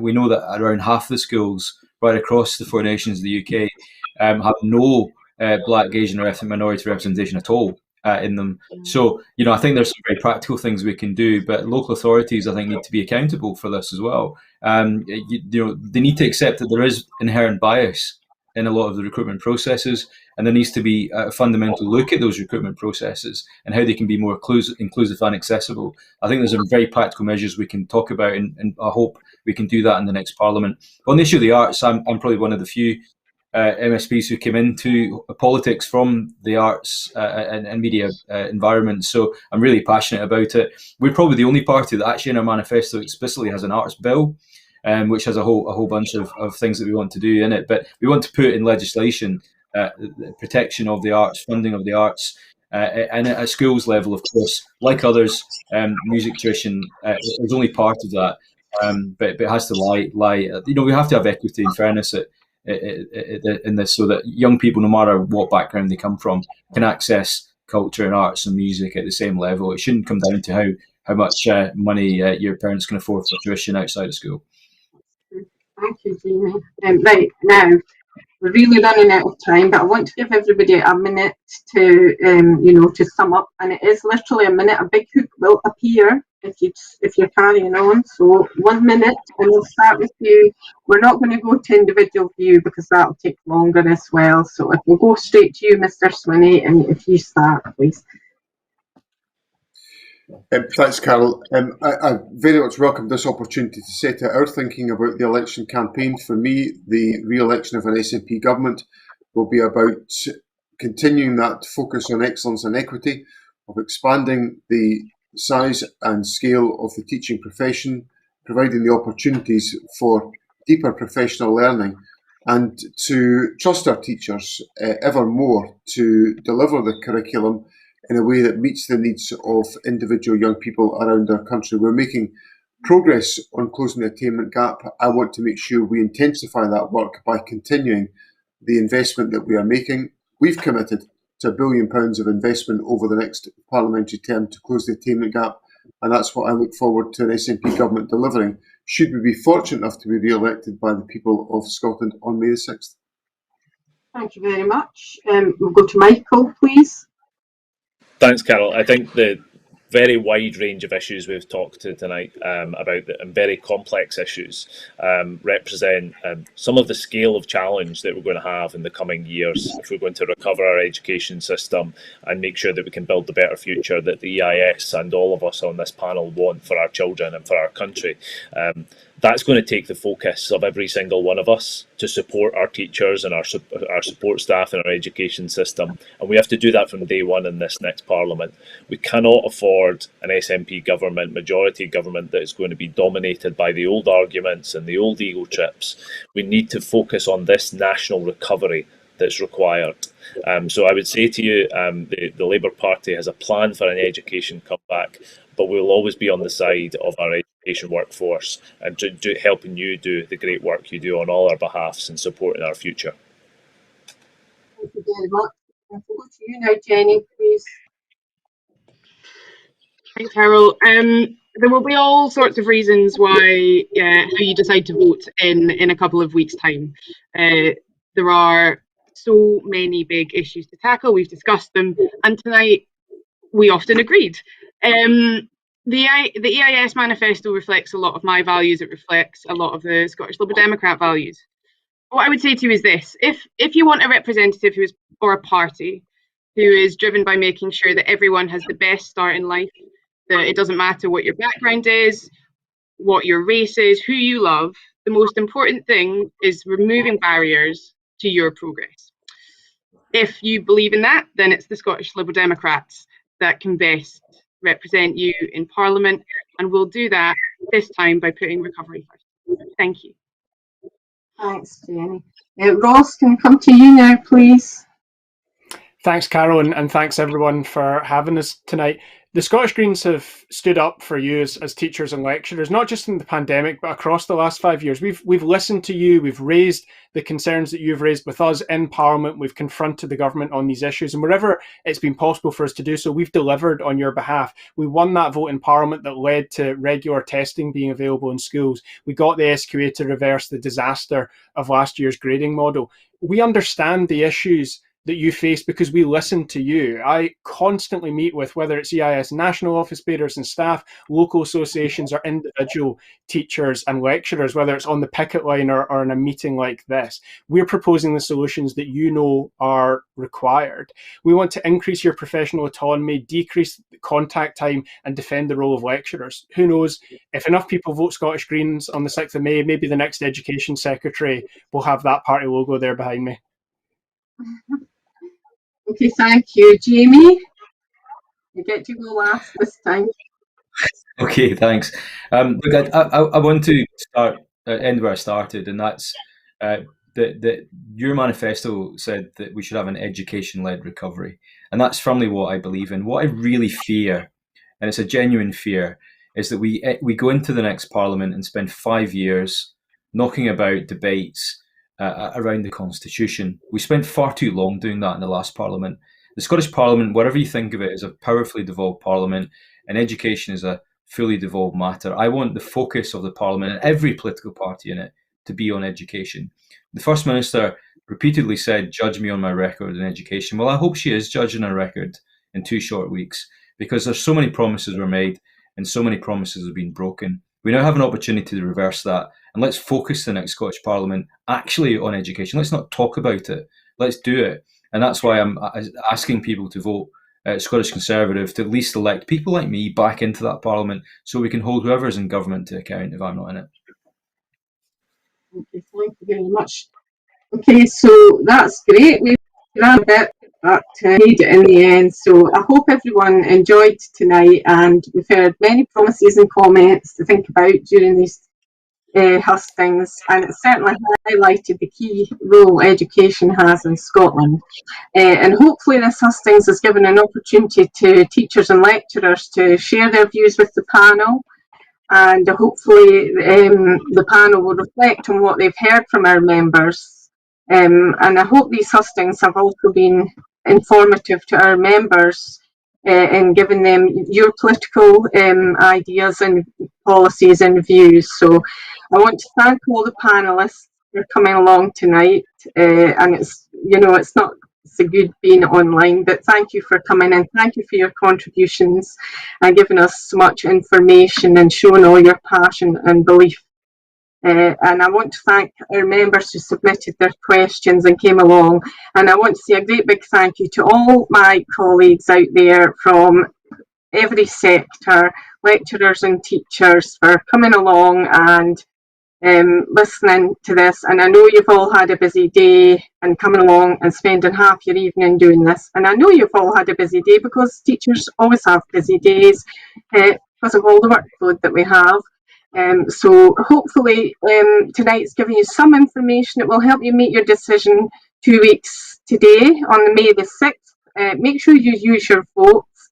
And finally, I want to thank all the staff who put this hustings together, because it has gone fairly smoothly, apart from maybe we could have done with another hour possibly, but that would be pushing it, I think. So it just remains for me to say to you all good night and away and have a wee breath. Bye.